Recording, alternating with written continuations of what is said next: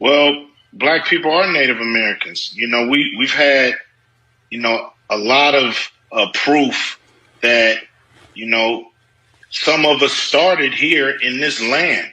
Everybody wasn't brought over from Africa. What are they doing here? They're Indians. This is one of my many unsuccessful experiments. You see, with Indians, there's absolutely nothing to be done.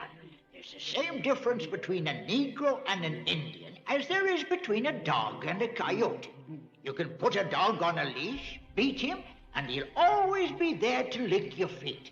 Take away a coyote's liberty and you've cut off his heir.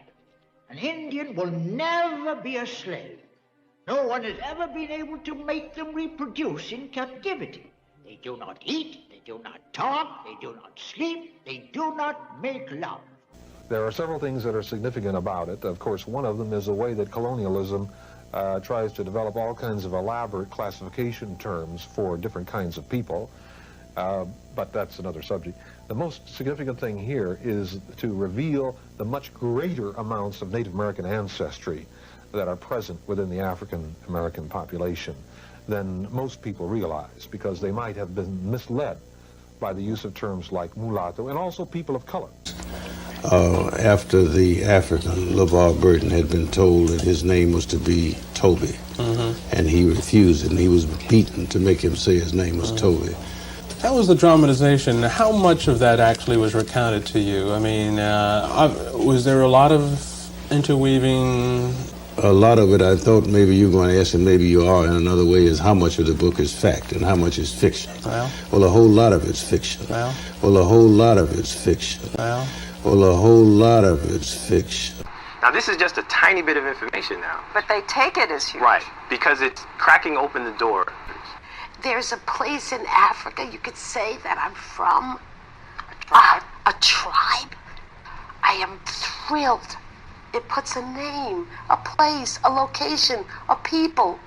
Hank really is concerned that the science isn't really there yet for you to be giving them the name of a tribe. I think for most companies, I would be concerned too. But what about your own company? We have the largest... He didn't exclude you. He included you. But we have the largest set of sequences from Africa. And so with that, we're able to provide some level of probability in terms of frequency. But he would say that even though you have the largest database, it's still small on the scope of things. As I said, I share those concerns. We don't oversell. I mean, we just say, look, we provide a service. If you're interested in exploring a tiny bit of your DNA and trace its ancestry, we can do that. When you say it's a tiny little amount, it's less than 0.1%. Less than 0.1%. Less than 0.1%. And that's pretty teeny. Yeah, but for people who know nothing about any of them, I think it's very important. You do not know a goddamn thing about Africa. I am from Detroit, Motown. So you can want Tootsie your monkey ass back to Africa if you want to. Hi, y'all. Happy Educational Friday. I hope y'all are doing well. Come on in. Like the video. If you're new to the channel, welcome to Educational Friday. We do this almost every Friday unless I'm on the road or going somewhere. I travel a lot. So other than that, we'll be here every Friday. And today we're talking about Africans and the immigration to America. Now, let me just say this. First and foremost, apparently people have an issue with my content. I lost my TikTok today, but no worries. I'm gonna make another one. I wasn't making no money off of it anyway, but I know what it was. It was because of this kind of content, but this is why I know what I'm doing is right. You see what I'm saying? This is why I know what I'm doing is the right thing. The fact that I'm getting people to have an issue with it, I know what I'm saying is the truth. So we're gonna roll it out, okay? So now we're gonna talk about Africans and their immigration to America, how it affects Black America, when did they come? Okay, and why they're here. Now, if you pay attention to the title, what I say the title is, it's something about a destiny swap. Hold on. Don't get me the line. What I put in this title? The mass immigration and destiny swap of Africans and Black Americans. The reason I wrote it that way is because the immigration that we know of is literally a destiny swap. Even though they try to tell us that we came from Africa, it was all a setup for what we're doing now, for them to integrate the African and literally take our culture and give it to them. Now, this is the craziest part. I speak about this all the time. They want us to perpetuate the culture. What do I mean by that? They need us to actually do the thing that makes the culture what it is. So they need us to keep singing. They need us to keep playing sports. They need us to keep doing our comedy. They need us to continue to do what we're doing, but they want to be the people that represent the face of it. They want to say it belongs to them. Meanwhile, they can't repeat it, nor can they do it. They still want to be able to capitalize off of it and say that Black American culture is theirs. And like I said at the beginning, this was done by design to literally destiny swap and paper genocide Black America. This is why everything that we have, you guys will notice, they'll always say, oh, this is African, or this is that. You got this from Igbo. You got, that is a portion or a part of destiny swapping. So that's what we're here today for. And I'm going to talk about that because it needs to be talked about. I look all over YouTube. Very rarely can you even find videos, at least one during the search, through the search engine. It's rare that you can find videos unless you're over there by Tariq Nasheed that talks about this. And when you see Black Americans speaking about it, a lot of them are indoctrinated by the educational system or boule babies. So they perpetuate the lie that you've always been told, which is you are African. That is the biggest lie you've ever been told. Henry Louis Gates, the guy who does the DNA testing, he's one of the major components of that bigger lie, because when they came out with DNA testing, that was a way to permanently tie you to Africa. I spoke to y'all about that as well, and I believe that when they did that, it was a curse, or not even a curse. I believe that was some level of witchcraft. All of y'all sending in your energy, sending in your blood, your saliva, whatever it was that they needed to test in order to say what part of Africa you came from, that was a part of a witchcraft. That's exactly what that was. And it worked flawlessly because now, especially people who've taken that DNA test, you can't tell them nothing outside of Africa. Even though they can't point to a people, they can't point to a place, they can't point to anywhere that tells them that that can corroborate that they're African. But none of that matters. All they care about is, I learned it, and this is what it is. And those people are very dangerous because there are a lot of people who are finding out the truth, and they have to deal with those people. So we got to talk about that. And I want to say this. The biggest lie Black America has been told was, number one, that we came from Africa. That was the first biggest lie. The second biggest lie we were told was that we and the Africans are the same. At the end of the day, Africans, by and large, did not begin to come to the United States until after 1965. I'm going to say that again. By and large, Africans did not begin to come to America until after 1965.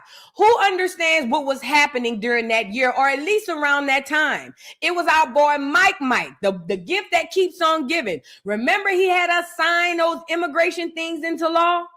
And we're thinking we're just sharing our wealth and our resources with our fellow Black African brethren. Whole time it was a whole destiny swap. Thank Mike. He's your guy. This is the one they have you celebrate every January. And this is also the one they have you celebrate every February, because he's the one that made this possible. And not just him, all of the boule, all of the Jews, all of those people who are in on this, the Masons, all of them help facilitate this. Now, they don't think it affects them because they have money, they have status. They figure, who cares if they think they're Africans? But what they don't know is everything comes back. Those bloodlines that help that, y'all are going to be cursed too, if not already. So, okay, we're going to get into that. But please remember, like I said, they did not come until after 1965. Everything you see that say African prior to 1965 speaks about Black America.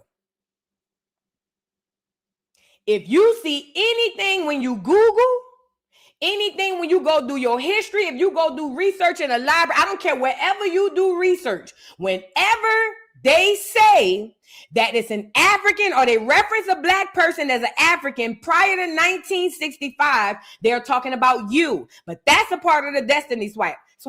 Ernest says, who is Mike? Martin Luther King. You know, his real name is Michael. And I just gave him a nickname and called him Mike. Martin Luther the King is Mike. You must be new here. Like the video. Welcome. Martin Luther the King is Mike. Yeah. So when he signed in all of this stuff into bills, laws, Congress, or whatever they did, him and that cracker president, that is what he did. And this is why I find it rich that toward the end of his little munchkin life, he want to come on here and tell us the truth. Now you want to come on here and tell us they made them land grant colleges built by this, that, and the third, and you, and this, that. And now when we come to DC, this time we coming to get our check. And it bothers me. It bothers me. You know why? Because Black America are buying that. It's almost like as if I robbed you. If I came into your home, robbed everything out of your home, and then say, you know what? I hate that I left you homeless. I'm sorry. Would you accept that? Would you then celebrate me for hundreds of years after, or at least tens of years? Just put yourself in a position. I come into your home, rob you of everything that you have, and make you homeless. We're talking about Martin Luther King, Sergeant King.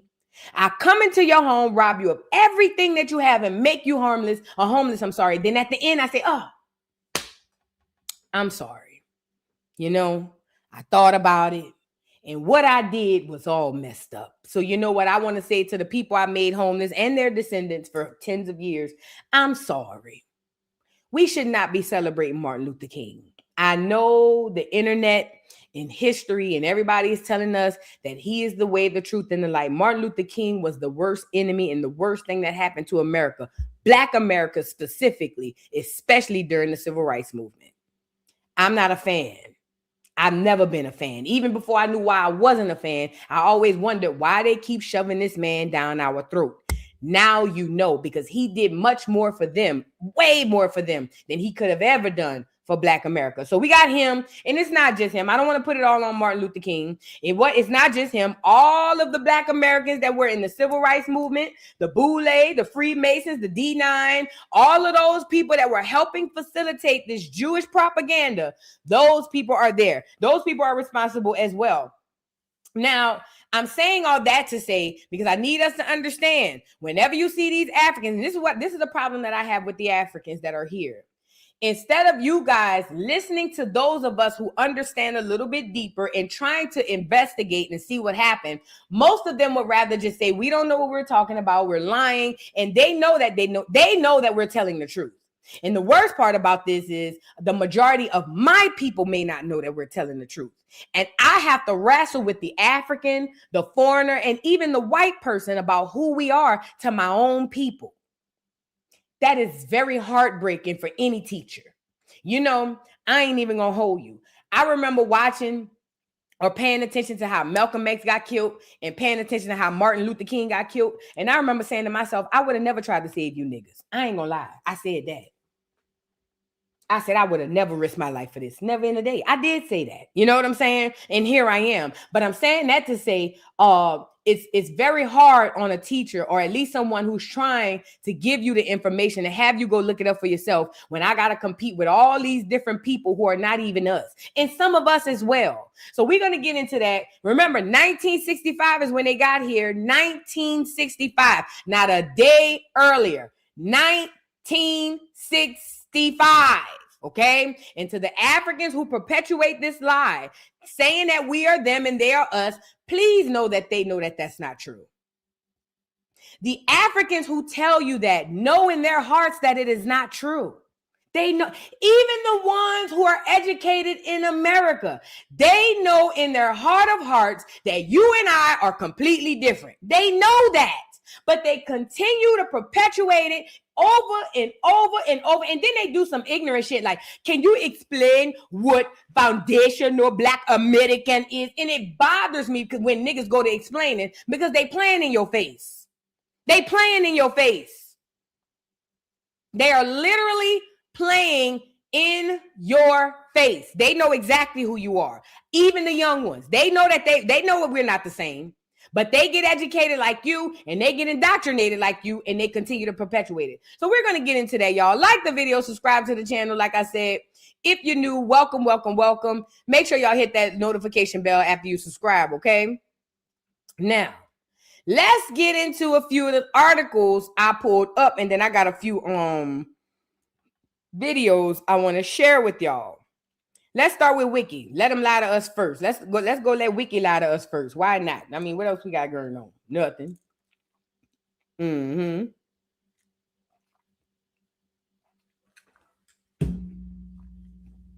All right. Now remember, what's the man name? Not John Henry Clark. What's that man named Henry Louis Gates and all of them? All of these people that you see on the internet telling you this and that and the third, these people are all in on it. Please remember that, okay? Hold on. Let me pull up this other article. I think this the one I want to... Is this the one? Yeah. Let's go to this Wiki article first. It says African immigration to the United States refers to immigrants to the United States who are or were nationals of modern African country.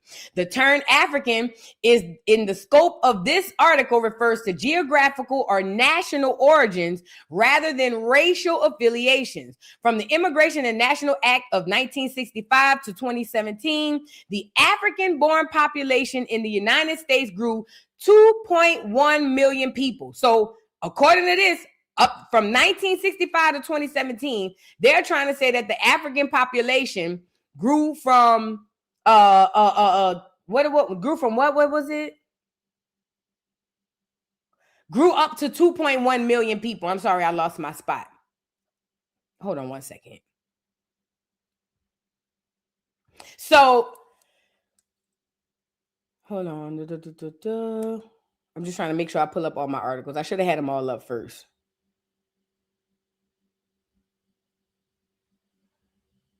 All right. So let's go on. It goes on to say Africans in the United States come from almost all regions in Africa and do not constitute homogeneous groups.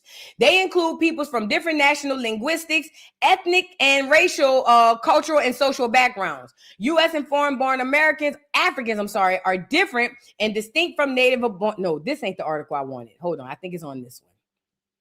Come over here, because this one is kind of explaining what I wanted y'all to know. The 4th century. This one is, let me see the name of the article before we get into it. African immigration to the United States, 1965. It says the 4th century, 1460 to 1860 transatlantic slave trade is responsible for the involuntary migration of 388,000 enslaved Africans to the United States, according to historians' best estimates. Now, I want to say this. Remember, when I was growing up, they told us it was millions of Africans. That's what they told us when I was growing up in school. But now the articles are catching up because we are catching up with the information, and they have to be realistic. Since we found out that slavevoyages.org literally said that only 300-something thousand people came to North America, they had to go back and change that to match what we found. But the fact of the matter is, nobody came from Africa. We were already here. Okay, but in order for the Africans today to lay claim to everything that they're laying claim to, they have to lie in history and say that we came from there. Okay, so this is what they're going to do. So now here it is. They're going to admit that only 388,000 enslaved Africans came to the United States. But I will ask you guys, how can 388,000 Africans turn into all these millions, or at least 43 plus millions of Black Americans? It doesn't make logical sense. But they want you to believe that. It says, however, the U.S. has witnessed a much larger influx of voluntary African migration since the 1960s. So what they want to say is prior to the 1960s, we were bought over on chains. And then after the 1960s, they started coming by themselves. It's lies. Whether it was seeking opportunities to advance themselves academically or to flee corruption and political turmoil in their countries, the African-born migrants established themselves in the U.S. and developed cultural enclaves across the nation that continue to flourish to this day. Do y'all know what an enclave is? It's a small group it's a private group, for lack of a better term. So that means these Africans are coming to America. They're not integrating into our society. They're getting their own stuff, their own neighborhoods, getting their own little pockets. And this is their plan. They're going to get these little pockets, and then they're going to turn it into, this is little Africa. This is little Nigeria. This is little Lagos. And I'm going to show you this. I'm going to show you how they're destiny swapping right now. Right now, they got Africans on YouTube saying that Houston is little Lagos, little Nigeria. They're saying on YouTube and on TikTok and Twitter that there's so many Africans in Houston that Houston completely belongs to African. They lying. Destiny swap. Even though we know that not to be a true fact right now, it don't matter. Once they document it and put it in the world that that's what it is, 100 years from now, when they go back and do the research, they're going to go back to this video or not this video, the video where they're saying it. I'm going to show you. And they're going to say, see, Black America has always been African. That's why Nigeria was little Houston or Houston was little Nigeria. This is what they're doing.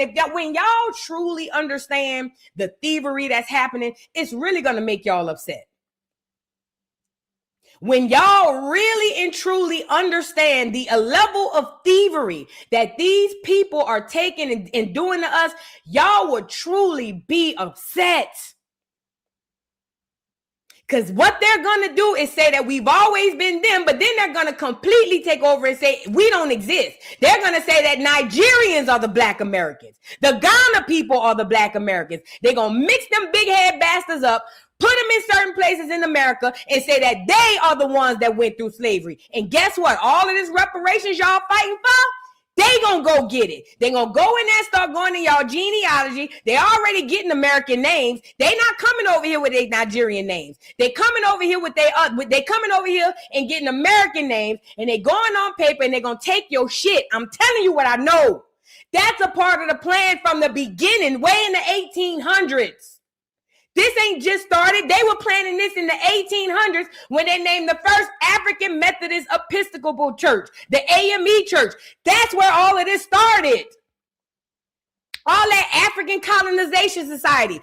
All of that was done then for now. This is why today we're fighting with each other about who we are. Because most people will reference that stuff in history when it's a lie. It's the same way they're setting up now. It's the same way they're setting it up now. Mark my word. My videos ain't for today. I already know. The content I put out is not for today. The content I put out is for tomorrow. I'm speaking to y'all today, but this is for somebody way down the line and come back and see this shit. Okay? But this is the destiny swap. This is the destiny swap. So let's go back into it. It goes on to say, where was I? The majority of immigrants originated from Nigeria, Egypt, Ethiopia, Ghana, and Kenya. Individuals from these countries accounted for more than half of the African immigrant population in 2015. So they saying Nigeria, Egypt, Ethiopia, Ghana, and Kenya. Who the most people you see on the news right now? Who the most people you see fighting in politics right now? Ghana, Nigeria, and damn sure them goddamn Ethiopians. Now, the other two are new lists to me. And I ain't going to say it's new because I knew them Kenyans was coming over here in droves in the 60s. I know them bitches were coming over here in droves. But I'm saying we already knew about the Nigerians, the Ghana people, and the goddamn the Ethiopians. Them the big head bastards up there now screwing with each other and saying they're making millions of dollars up there in where that's at in the Twin Cities and all of that. The Somalians too, them too. So it went on to say the Immigration and Nationality Act of 1965 was a radical departure from all previous immigration policies based on the region and the origins of the newcomers. Let me get Mike up here so y'all can see exactly what I'm talking about. Hold on. I need y'all to see it. Because I'm a visual person and I feel like I understand things better when I can see it.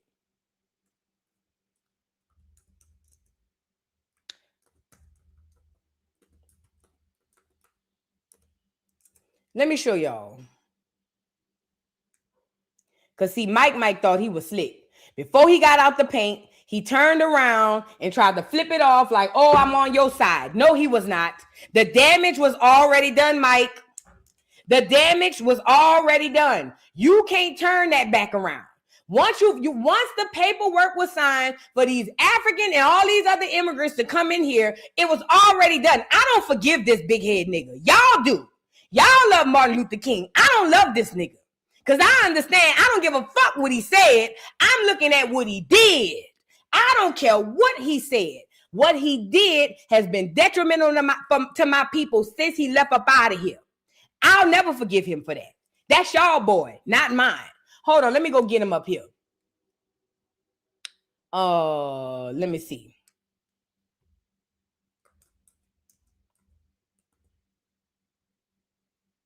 Let me show you. Because this is the picture y'all need to see, because this is what it was.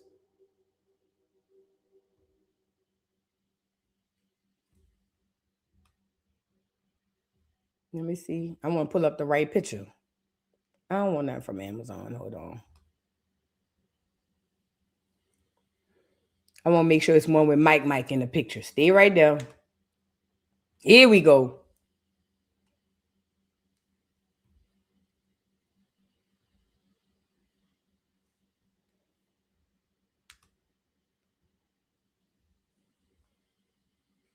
All right, y'all see this?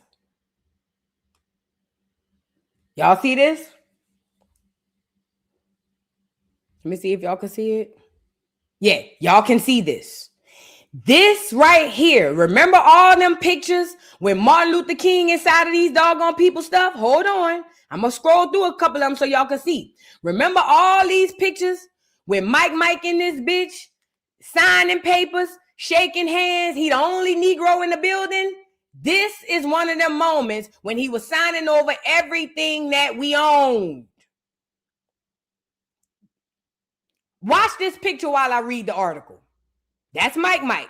It goes on to say, all previous immigration legislation reserves citizenship by immigrants mainly from West European nations and bars specific ethnic groups like Chinese from entry. Now, this is how he played with our emotions.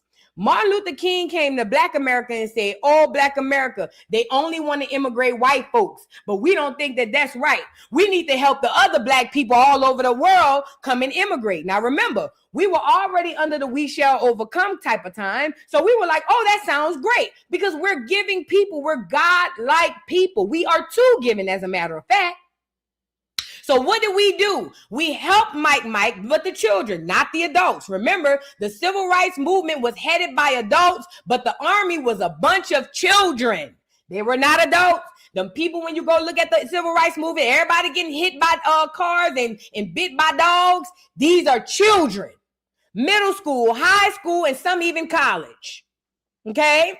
So, Mike coming here, doing this, having this thing signed, because I forgot where I was going with that. But listen, him coming in, having this stuff signed was not for our best interest. He used our emotions against us by literally having us feel bad that they only want to let white people in. But that was a play too.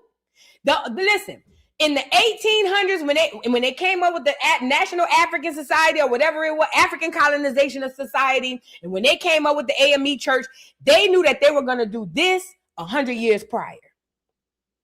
You got to understand how most people don't understand the concept of chess. So maybe I have to go from that concept. Checkers is a non-thinking game. All you have to do is find the next checker and jump over it. But chess is not. See, when you play chess, every single move you make has to be strategic. I don't care if it's a pawn. I don't care if it's a knight. I don't care if it's a rook or if it's the king or the queen. Any move you make on a chessboard has to be strategic. And this move has to affect that move, and that move. So when you hear people running around hollering, it's chess, not checkers, it's chess, not checkers, most people who say that don't truly understand what this means. What the enemy was doing in the 1800s and the 1700s, they were playing chess. The moves they were making then wasn't for those times. It was for now. Just like the moves they're making today is not for today. It's for later, 150 to 100 years later. This is what they do. And it confuses people who totally rely on resources such as literature and the internet. It confuses you because you don't know what to believe. Very much the long game. It's very tiring too, but it works for them. It said the Immigration and Nationality Act removed those restrictions. 15 years later, the Refugee Act of 1980 created more opportunities for African immigration. As civil and political upheaval engulfed much of the African continent, many Africans utilized the Refugee Acts to seek asylum in the United States.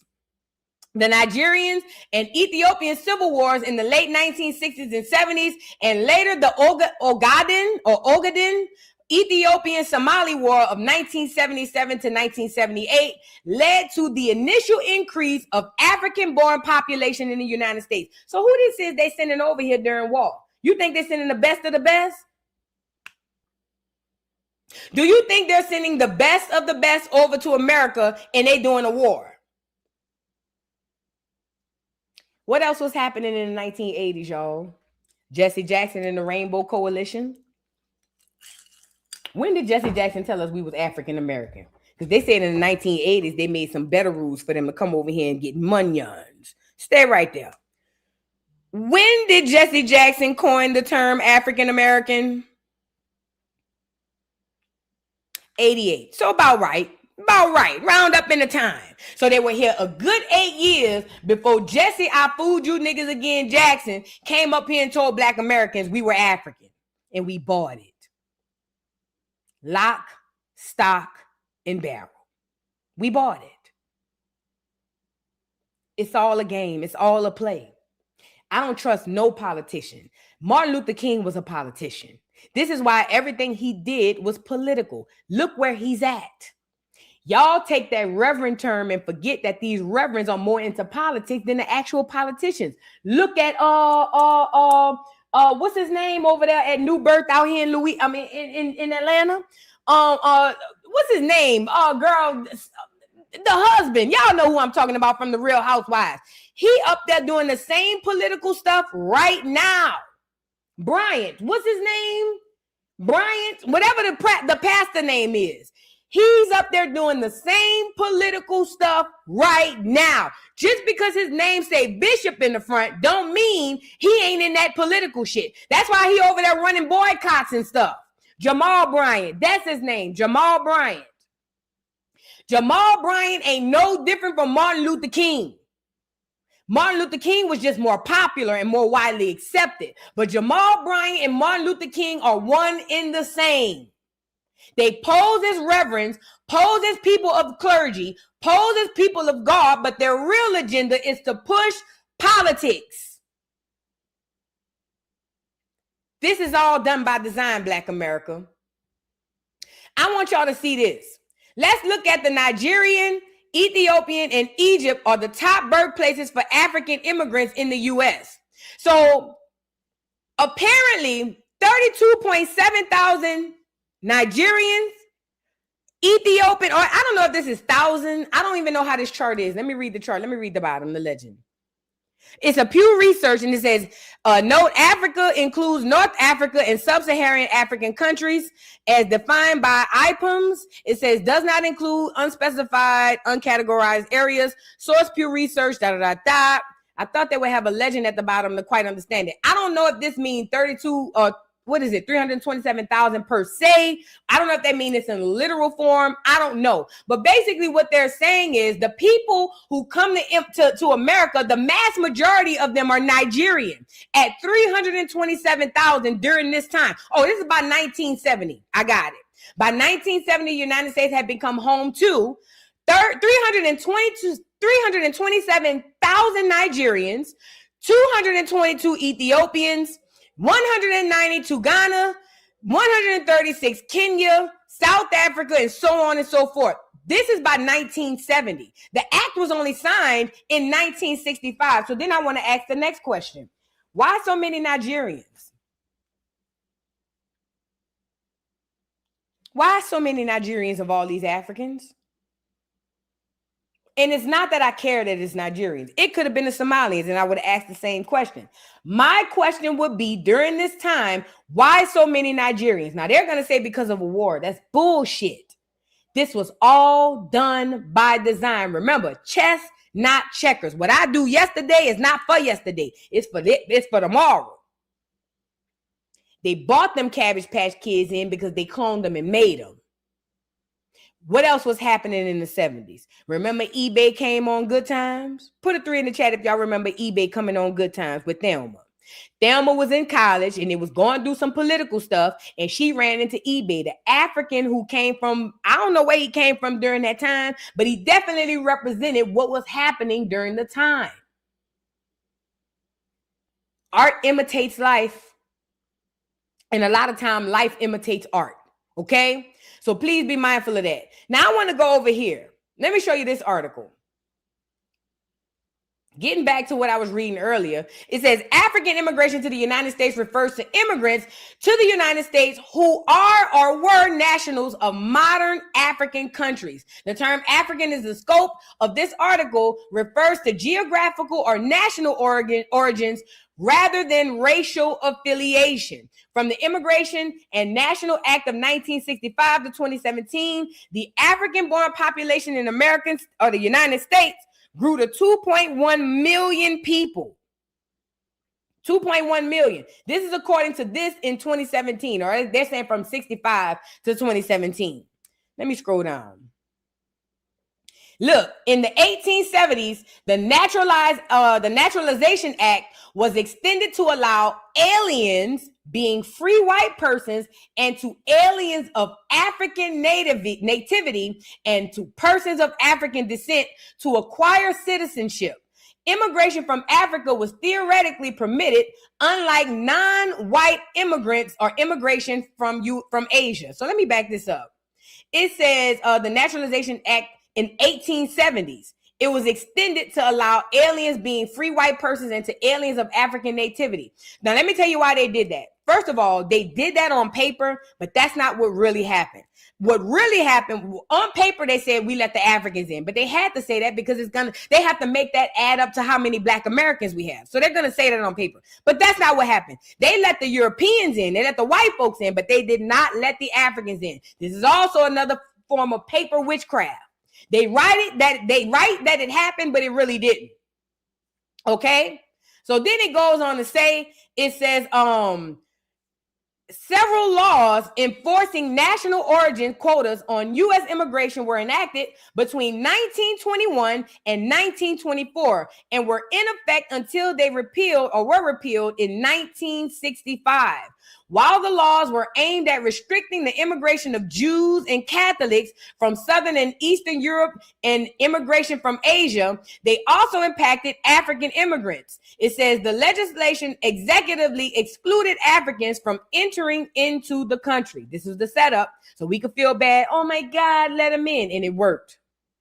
The Emergency Quota Act of 1921 restricted immigration from a given country to 3% of the number of the people from the country living in the U.S. according to the census of 1910. Don't believe that.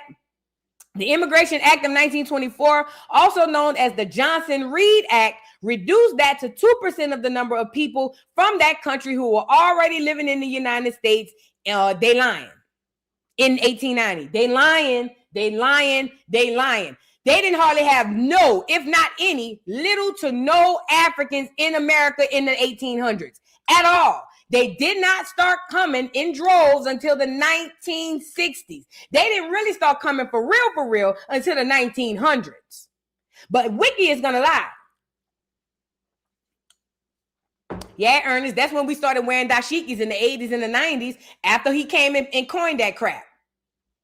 It goes on to say, under the system, the quota for immigrants from Africa, excluding Egypt, totaled 1,100. The number was increased to 1,400 under the 1952 McCarran-Walter Act. It says that contrasts to immigrants from Germany, which had a limit of 51,227. Repeal of quotas. The Immigration and Nationality Act of 1965, also known as Hart-Celler Act, repealed the national quotas, and subsequently there was a substantial increase in the number of immigrants from developing countries, particularly in Africa and Asia. This act also provided a separate category for refugees. The act also provided a greater opportunity for family reunification. That's cap. That's cap. They want to say that they let all them other people in to reunify with their family. But that is to imply that we were here, that us here were already Africans and related to them. That's not true. But according to the history, they want you to believe that in the 1800s, they let Africans over here. Not a lot, but we let some over here. That's for paperwork. We let some Africans over here. And then in 65, we wanted to reunite them with their family. So we opened up the borders and let the rest of them come. Cap, cap, and cap. They were not here. That's why when you go through American history, you be hard pressed to find anything African or an African. If you think I'm lying, prove me wrong. Go back in American history. Other than the title of calling us African American, you find nothing of African in our history. A whole bunch of, oh, this came from Africa. But when you go through American history, Black American history, there's little to probably none of Africa in that history. This is all for paperwork. This is all for the lie that's going to be perpetuated later on. Okay? Now, it goes on to say diversity immigrant visas. The diversity visa program or green card lottery is a program created by the Immigration Act of 1990, right after O'Boy told us we was African Americans. Hello? It allows people born in countries with low rates of immigration to the United States to obtain a lawful permanent resident status. Each year, 50,000 of these visas are distributed at random. Almost 38% of those visas were attributed to African-born immigrants in 2016.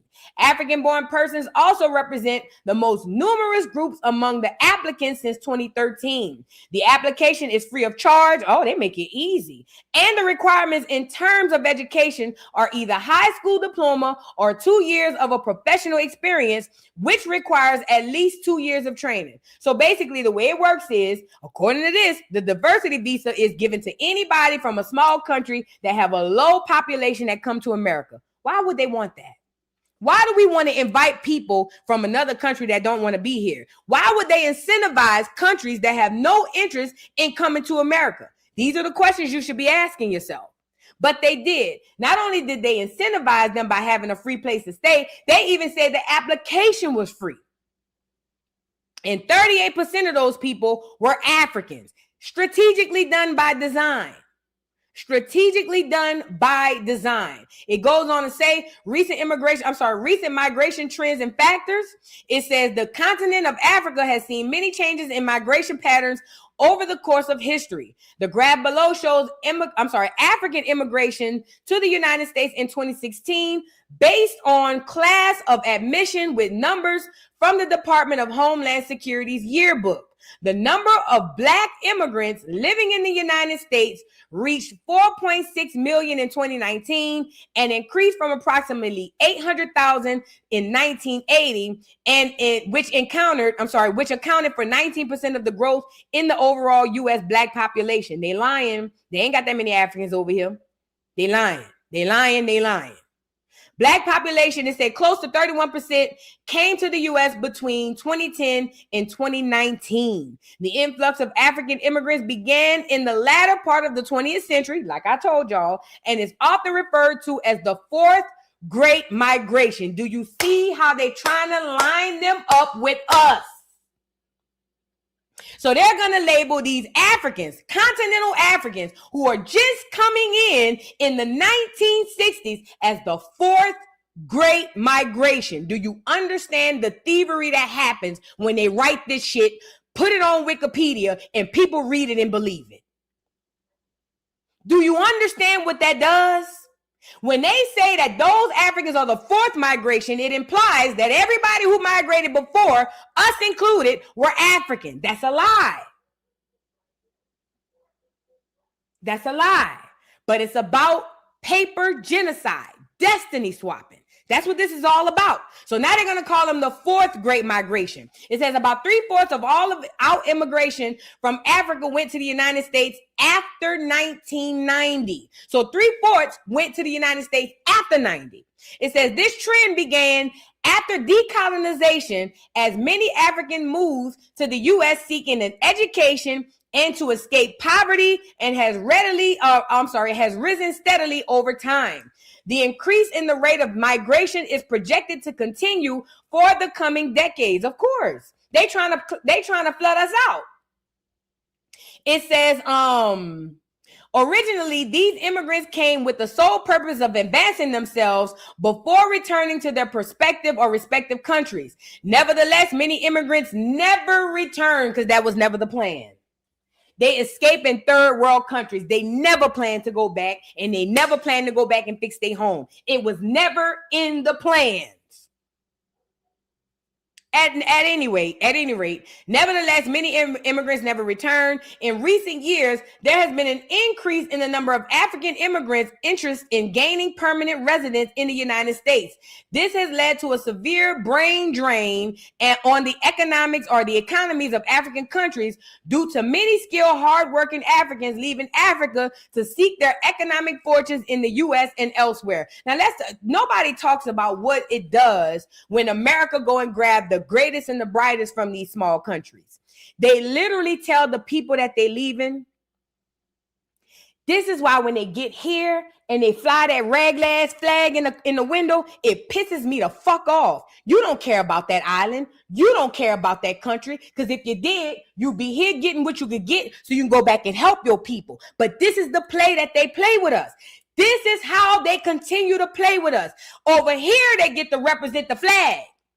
Oh, I'm Nigerian. Oh, I'm Ghana. But they refuse to go back and help them people. This is why I tell you, when I travel, especially to black countries, when I travel to black countries, I make it a point to talk to the locals there. And most locals in these black countries tell you, fuck them. They don't like these immigrants that come over here, because basically when they leave there, it takes away from the people there. And this is also why I tell y'all too. Remember, I tell y'all how immigrants love coming to America and getting in our politics. And I say, if y'all really cared about people, why not go home and get back into your own politics? It tells you, I'm telling you, this is because they don't care. It's a way that they could play both sides. They get to come to America, put the flag in the window, and say they're proud African when they don't give a fuck about Africa. Nobody hates their hometown more than them. I don't care what they say over here. Don't let them fool you. It's all a game. The more you allow them to tell these lies to you, the more you allow yourself to be played. They not wanted at home because they left the home and left them destitute. But they come over here representing the home while they cosplay you to your face and get all your benefits, all your DEI stuff, all the stuff that our families and our people and our elders and our ancestors fought for. They coming over here to lie to you so they can reap every single one of those benefits. Facts. And I don't care who feel played. Why you think they get to go to college and get free education, free room and board, free books? Hell, they even give them a stipend for food. If you think I'm lying, do the research. And they get to come in, get in the band, join the D9, ski down with your duck ass, and you so slow because you've been indoctrinated under, oh, we all the same. You thinking y'all friends. Y'all not friends. They ski in and steal everything out your motherfucking pockets. Everything you got, they ski cosplaying, we all want to steal everything out of your pockets. But I'm wrong for saying it out loud, though. But I'm wrong for getting on the internet and saying what I'm seeing. While our children have to apply for financial aid, while we in student loan debt, myself included, while we're in student loan debt, they come in and get free. FREE, your money. Your money. Yup. Free dental, free medical, all of that. All of this off of your back. And all they got to do is cosplay in front of you. Oh, no, my brother. You're xenophobic. You are xenophobic, brother. They want us to divide. That's the problem. You're falling into the thing. They want us to divide. You guys are perpetuating. You're perpetuating. That's what they tell you to steal from you, dummy. And y'all be eating that shit up.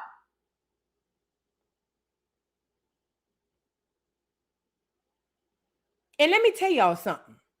The most dangerous group of immigrants we have to worry about is the black ones, not the white ones, not the Hispanic ones, hell, not even the Asian ones. If y'all don't understand why this is so important, it's almost like somebody literally wearing your skin. It's them black ones y'all got to worry about. And I'm not just talking about the Africans. I'm talking about any foreign black that will lie to you in your face and swear to God what ain't happening is happening. That's a very dangerous motherfucker. Extremely dangerous.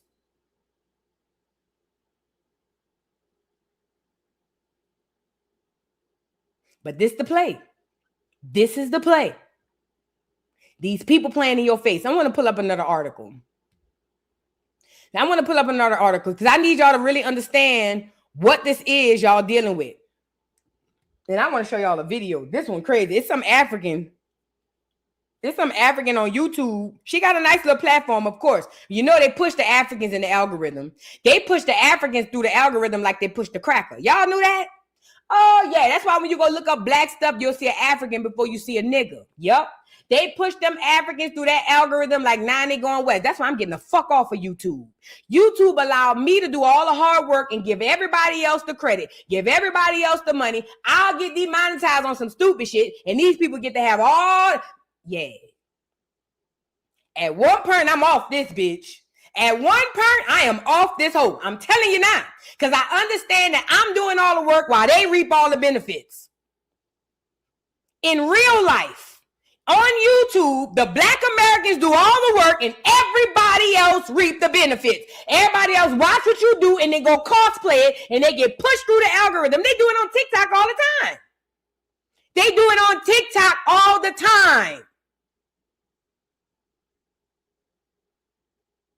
But I'm wrong though, huh? I'm racist. Sure, I'll be racist. I'm all that, bitch. It is what it is. I'll be that. I'm that too. What's up? Moving on, it goes on to say, let's get into this article, Immigration Policy Center. It says, diversity and transformation, African Americans and African immigration to the United States. Let's get into it. Throughout the history of African immigration to the United States has at times been turbulent one. It says the arrival of many different African peoples has profoundly impacted the social makeup of the United States. During this nation's infancy, hundreds of thousands of captive Africans, that's us, they trying to lie, were delivered to American shores. Do you see the witchcraft? Do you see the play? This is how they start off. They got to tie us to them and say we African too so they can steal from us later. Overcoming tremendous adversities, it says this population and its successive generations laid the foundations of opportunity for a new wave of immigration after 1965. New wave of immigration that implies that it's more of us coming from Africa when we never came from Africa.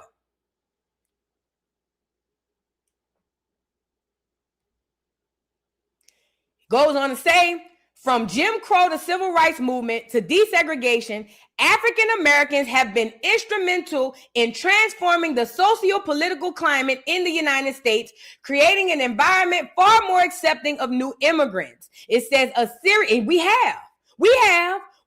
shall overcome letting them in like a dog. It says a series of post-1965 immigration policy shifts opened the doors to a steady increase in African immigration in the latter part of the 20th century. Today, approximately 50,000 Africans arrive annually. Today's African immigrant.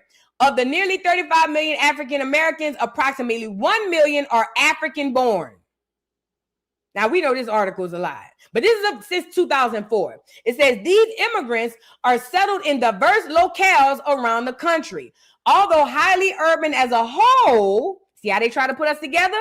African immigrants have not clustered only African immigrants have not clustered only in select metropolis. And we about to get into that. The community has its highest representations in Washington, D.C. and New York, although they are far more geographically dispersed community than, for example, the West Indian counterparts. Most of them come here and form their own enclaves. The largest influx of African immigrants was reported in Minneapolis. Ain't that up there by the Twin Cities? Well, what's that girl, that African that be on here, Lovely T? Ain't that what she always talking about? Oh, we got to save the Somalians up in the Twin Cities because they're being abused and they're being targeted. And it's horrible what's happening in the Twin Cities. You see how they stick together? You see how they stick together? No shade, but it is what it is. Lovely T gon' every time she turn to get a chance, she gonna windmill for them goddamn Somalians up there. That's her people. That's her people. So that's why every time, oh, what's going on in the Twin Cities are so horrible. The things that they're doing down in the Twin Cities with these poor Somalians. And I see Black Americans in the chat. Oh my God, it's horrible. I be wanting to blow the whole fucking chat up on my soul. I be wanting to blow the whole chat up and say, you niggas are slow as turtles. Not her, the niggas in the chat.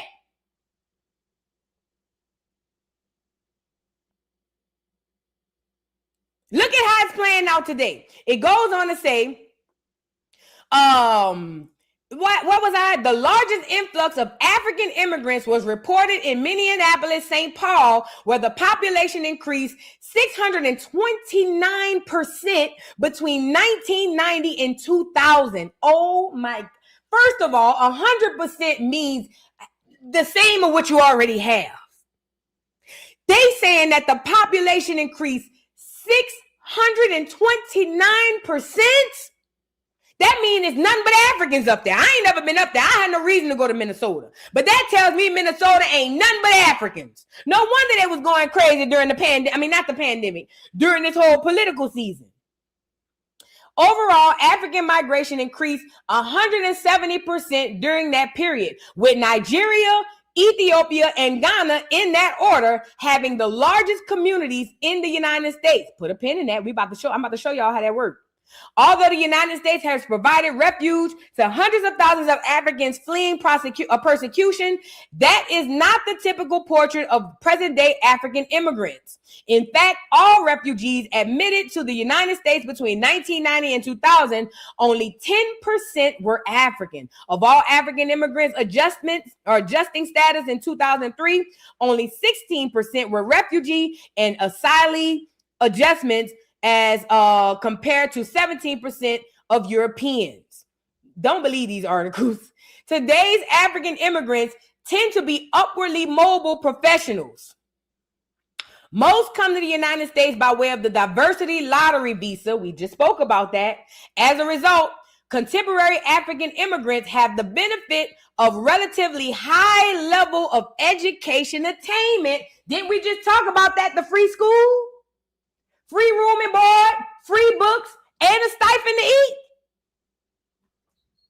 Diversity visas, which require a high school education for eligibility, accounted for 1/3 of immigrant visas awarded to Africans in 2003, compared to less than 7% for all countries. Nearly 98% of all foreign-born Africans in the United States have a high school education. These immigrants generate a large portion of the $3 billion in remittances sent back to Africa annually. So they trying to say that these Africans sending back $3 billion annually. You a damn lie. Every day I get on TikTok, Instagram, and Twitter, I don't never see no immigrants, no Africans talking about y'all sending no money back. Y'all a raggedy mammy motherfucking lie. Y'all lying down. Y'all lying down. Y'all lying down to the ground. They are not sending nothing back home. This is for the article purpose. This is for you to read now and believe it. They don't write articles for today. I told you, they write for tomorrow. What you do ain't for today, it's for tomorrow, if you smart. Let me show y'all this video I found. I found this video. Allegedly, they are trying to say that the Nigerians done took over. The Nigerians done took over Houston. Y'all ain't gonna believe this. I'm gonna lie. My daughter lives in Houston, and she's overseas right now, but she does live in Houston. Let me just say, I had no idea that these Africans are cosplaying to the point where they lying and saying that they really run in Houston. Is anybody from Houston in the chat? I'm not saying they don't have a lot of Africans there, but what I'm seeing right here is what another example of paper genocide. Because according to this video on YouTube, they're going to say that Houston has so many Africans there that it's literally little Africa, literally wiping you out of the conversation, Black America, literally deleting you from the conversation. You want to see paper genocide in real time? Check it out. Let's get into it. Let's see some paper genocide in real time. Check it out. If you don't pound it like this, you're not really making yam. Yes, sir. Nigerians, we like to deal in oil and tech. Those are the two things that bring us here to Houston. This is Houston, Texas, the most Nigerian city in America. With over 60,000 Nigerians, how did Houston become the baby Lagos? This story started in the late 1960s during the Biafra War in Nigeria. Because of war, violence, and a lack of jobs, many Nigerians had to leave home to find a better life. Houston became one of their top choices. The weather felt familiar. The oil industry had jobs, and the city had strong schools and hospitals. Nigerians came here to study and work in medicine, engineering, and business. They brought their families, opened restaurants, markets, churches, and businesses, and more Nigerians followed. Over time, Houston didn't just become a city they moved to, it became home. So how did Nigerians thrive here in a city so far from home? Let's start by meeting someone who's helping make it happen. We're here. Is it making you mad yet? See, y'all be wondering why I get so passionate and I get on this bitch and start sweating and screaming and hooping and hollering. I understand this shit on a whole nother level than most Black Americans. I think that's why I'm on this side of the camera. This should have you pissed the fuck off, especially if you live in Houston. Now, like I said, my daughter has an apartment in Houston. I ain't never heard her say it was no goddamn little Africa or little Lagos or little Nigeria. But this is paper genocide in real time. This is what they've been doing since they come here. Paper genocide in real time. And this is the worst part. If you don't live in Houston, you're inclined to believe that this is really what Houston is. If you're not a Black American and don't have family in Houston or don't visit Houston, you would have to be inclined to believe that this shit is real. And it's a bold-faced fucking lie. It's a bold-faced lie. But let him continue. At the first stop, which is Unity National Bank. It's the only Black-owned bank in Texas. And what makes it even more powerful, it's led by Nigerians. This bank is chaired by Dr. Case Lawal, a well-known and highly successful Nigerian-born entrepreneur. They let a Nigerian open a bank out there? Mind you, they closed all our banks. We don't get to own no more banks. All y'all niggas that love the Africans, we don't get to own no banks. They closed all our shit down. So now they let a Nigerian open a bank and he running it nothing but Nigerians and called it Black owned. Who you think they want to come put their money in there? Who the fuck do you think they want to come put their money in that bank?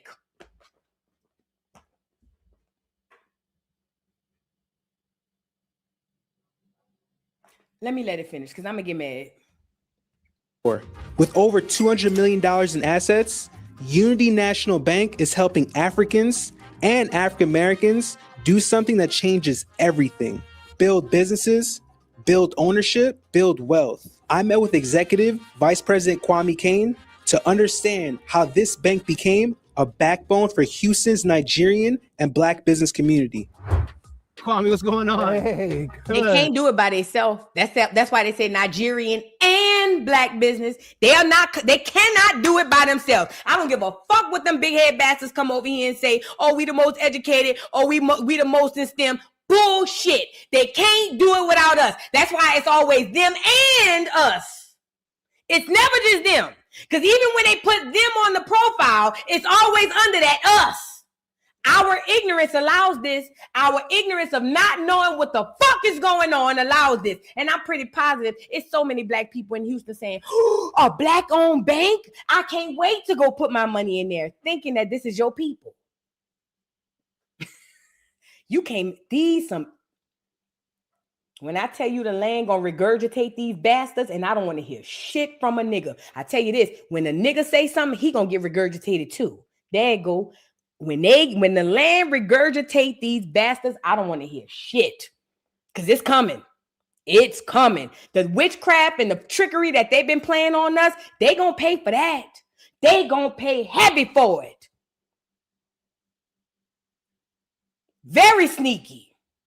Nice to meet you. Nice to meet you. Listen, I heard this is the only black-owned bank in Texas. Yes, it is. Unity National Bank of Houston. It's been open since 1963. Wow. And serving the community here in the 3rd Ward of Houston. Wow. Listen, well, I traveled all the way to Houston to learn all about it. So let's go inside. Let's shop it up. Okay, let's do it. Let's get it. Okay.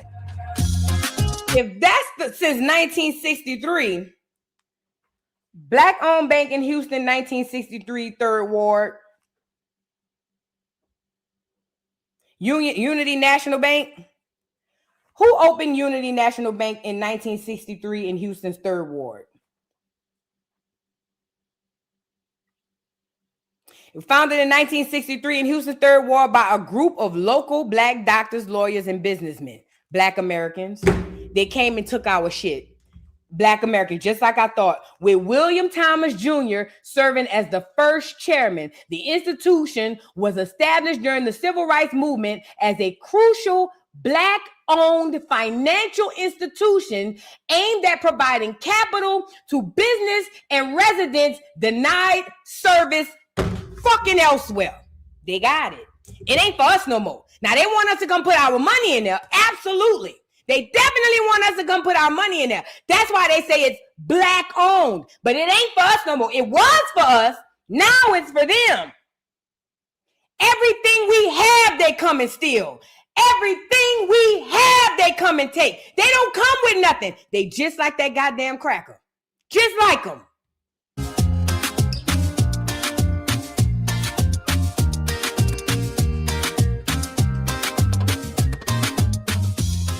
So Kwame, like, how much money does this bank manage in assets? Well, we're about 250 million in assets. Wow. Yeah. That's a lot of money. It's a lot of money, but, we're stewards and, we're here for the community. So we have small business customers, we have consumers, and, we do a lot here to manage the money and manage the resources. All right. So can you do me a favor, Kwame, and let our viewers know who you are? My name is Kwame Nkrumah Kane. I'm the Executive Vice President here at Unity National Bank of Houston. I'm Head of Strategy, General Counsel, and Head of Compliance. So Kwame, tell me, Unity National Bank, the only Black-owned bank in Texas, how did it get started? Unity National Bank was started in 1962, organized in 1962 by a community of African-American businessmen and lawyers who saw a need for small businesses and consumers that weren't. And let me tell you something. I told you they can't do it unless we help them. This was started for us, but now it's a Nigerian bank. How did that happen? Somebody on the inside had to help the Nigerians come in and say it's their bank now. Because it don't belong to, I don't care what they say black owned. The boy just told you when he started the video, this is little Lagos. This is little Nigeria, right? So that means the bank, he said it at the beginning, this is a Nigerian bank. So it's no longer a Black American bank. We put our blood, sweat, and tears to create it, and they come right on in and take it. And they don't take it by themselves. They need us on the inside to help them take it. Thank you, Freemasons. Thank you, Boulay. Thank you, politicians. Thank you, D9. All of these people are working with these foreigners to take from you.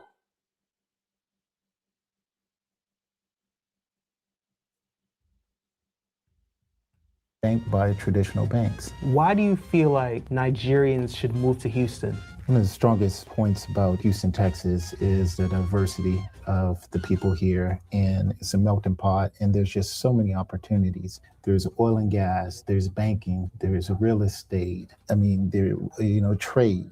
with the port. We have one of the largest ports here. How do you feel like Nigerians impact the community, like economically? Oh, it's tremendous. I mean, starting businesses, providing jobs, education support. I mean, teamwork. I mean, they're here to not only help themselves in their businesses, but they make a solid impact to other people in the community, other diaspora, and they serve as leaders. If you think about it, get up, start your business, no excuses, do well, serve others, and bring other people up. For my viewers, maybe someone that's in Nigeria right now and is thinking about coming to America, and they're like, where should I come to? And they're like, they've been hearing about Houston. Listen! Right? One good piece of advice you could share with that person. Well, when you come to Houston, this is a very entrepreneurial city. I mean, there's not much red tape. It's about... They're not saying black people.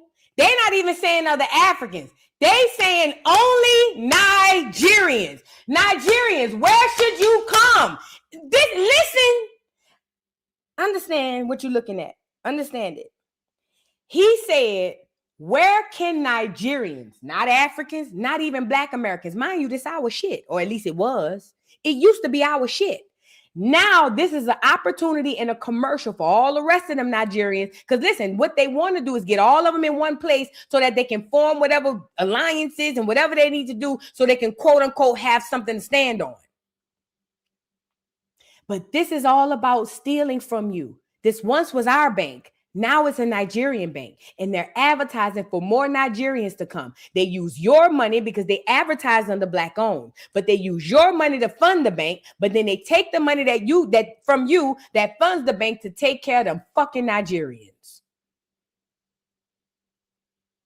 Real life, real life. Community uplift, and you're going to end up making it somehow, some way, if you have an open mind and if you're willing to work hard. Houston is a very, very strong entrepreneurial community. And he looked black American. That's the main reason why a lot of Nigerians have been successful here. When communities control capital, they control their future. Food is one of the strongest ways culture survives. It's so crazy. They shut us down, our food. They shut down our businesses. We can't own no grocery stores. We can't own no banks. We can't own no schools. We could barely own restaurants in our neighborhoods. But they let the Nigerian come here and get a bank. They come here and get the stores. They come and get every single thing. This is done by design, ladies and gentlemen. When you accepted being African, this is what you accepted. This is all done by design. Let's go to another city. That's why I don't give a fuck about hearing about no Africans. Girl, fuck them. Get them all up out of here as far as I care. Let's go over here. Ethiopian community in the United States. Let's get to the Ethiopians. United States. It is the dream of Auden and Maria Giddo. Both suffered segregation and isolation when they arrived, and that same story is repeated with the more than 300,000 Ethiopians who live here in the capital of Washington.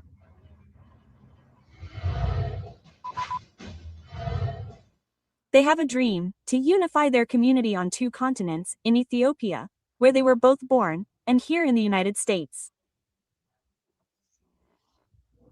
Both were also victims of isolation and social segregation when they first set foot on American soil. This same story is repeated with the more than 300,000 citizens of Ethiopia who currently live in the nation's capital. Many of them experienced firsthand the terror of civil war in their nation and decided to come to the United States as refugees. We had no one to help us or show us the way. We lived in our own ignorance. My mother had no job and did not know the language. They always say that. My father made do with what little he could have. They always say that. We stayed out of the system until I had the opportunity to go to school, which wasn't until I was 10 years old that I really started to feel like I was learning something about the culture of the United States. It's been said that the assimilation process is harder for new immigrants. They don't get this at home. Do y'all know that?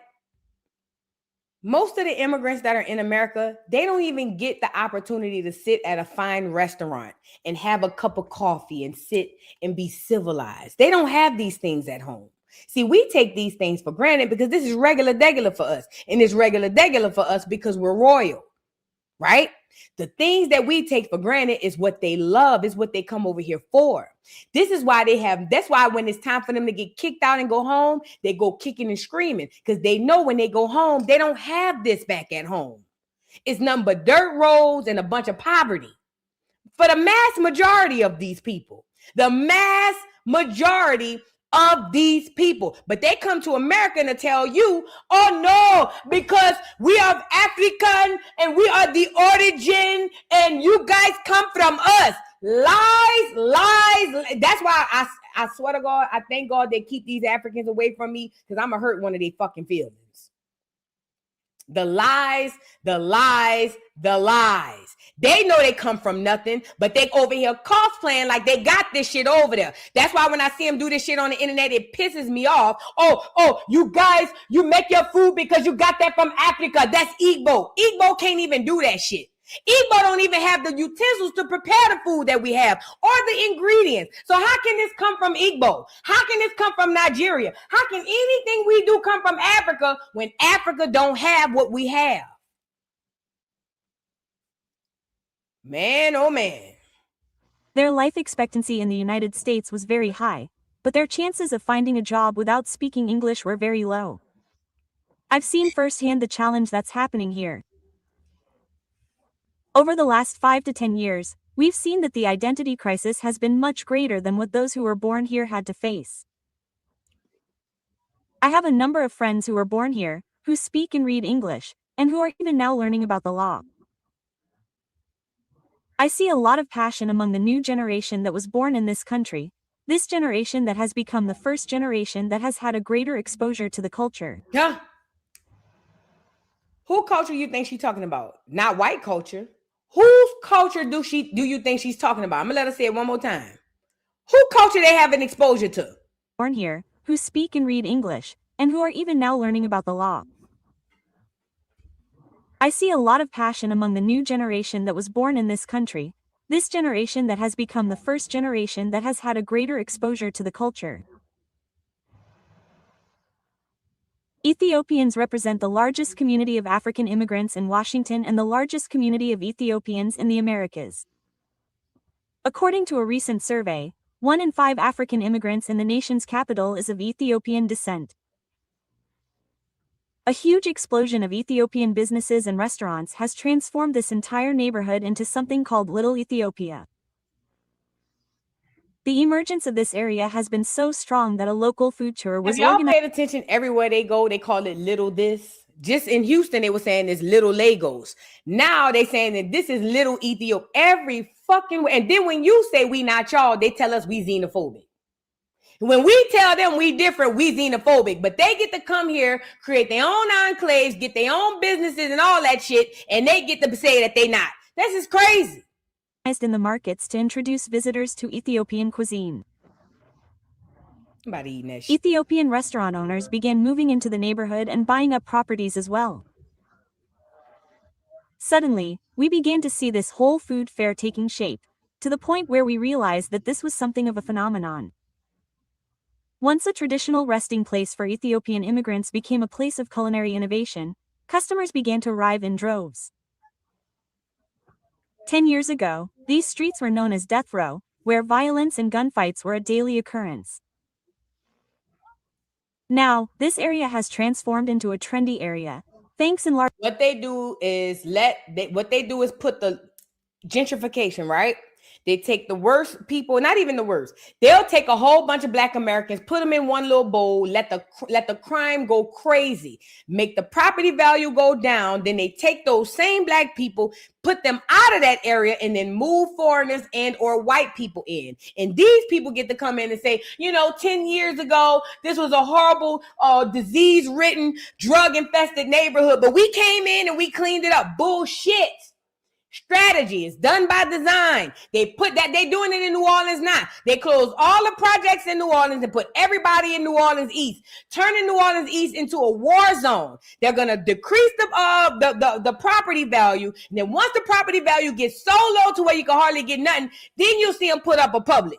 Then you'll see him put up a Starbucks, and then you'll start to see one clear jogging with his dog, and you go, what the fuck? And then you'll see an African open up an African store. And then you'll see an African braiding store. And then you'll see an Ethiopian. And you'll be like, what the hell? And before you know it, the whole town done turned into everybody except you. Strategy, chess, not checkers. Every move is done for a reason. Don't let them fool you with, oh, this used to be horrible when we cleaned it up. Bullshit. They say they're doing it in Los Angeles and all kind of places. I know they're doing it in New Orleans right now. And where they do it here, they do it everywhere. They're doing it in Atlanta too. Large part to the influence of the large Ethiopian community. Nina Maria Pops for Telesur, Washington. Ah. Child, look. Peace and Black Power, Black family. Let me come back.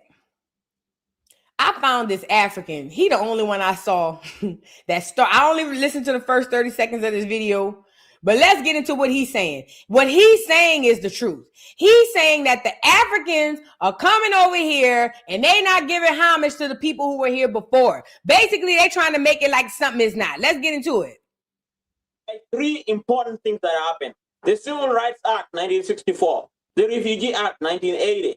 The Immigration Act, 1990. These are U.S. acts that allowed people from different parts of the world to come here, benefiting off the works of African-American people who marched for years to make it allowable that people of all races could enjoy the privilege of being an American. And among those things is the inclusion of Black people from all over the world and other people of color to come, go into U.S. universities, work as nurses. So if anybody is disrespecting African-American, it's wrong because they do not understand that the only reason they are in the United States is because somebody was marching in Selma. Somebody was being hauled by dogs. Somebody was going to jail so that they could come to the United States. This is an important point, and I want everybody to understand it. Without our... Shout out to this African brother. He's being honest. What he's saying is, if it were not for these immigration acts in the 60s, the 80s, and the 90s, none of these immigrants would be here. And they're only here off the backs of us. This is what he's saying if you could cut through the accent. Americans, and without the civil rights, neither me or any other Indian guy working in California in Silicon Valley. He Indian? Oh, now that threw me for a loop. He look African. In Silicon, and without the civil rights, neither me or any other Indian guy working in California in Silicon Valley could be here. So we should be grateful for that.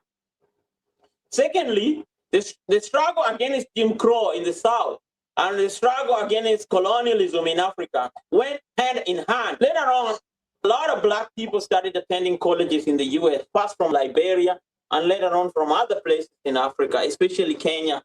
One of those people who came in those efforts is Barack Obama Sr., the father to President Barack Obama. There you go. So African Americans supported these movements. Some of them donated scholarships to bring Africans here to study. We housed them, we fed them, we did the whole nine. In the 60s, when they finally passed that immigration law to let them Africans in, Black Americans opened their homes, we let them in our churches, we made sure they had food, clothes, we took good care of them fuckers. Yes, we did. Also efforts and money contribution to fight for independence in Africa. And especially in South Africa, Mandela was a big celebrity here. So there was a lot of brotherly love coming from the stateside. And there was also a lot of brotherly love coming from Africa.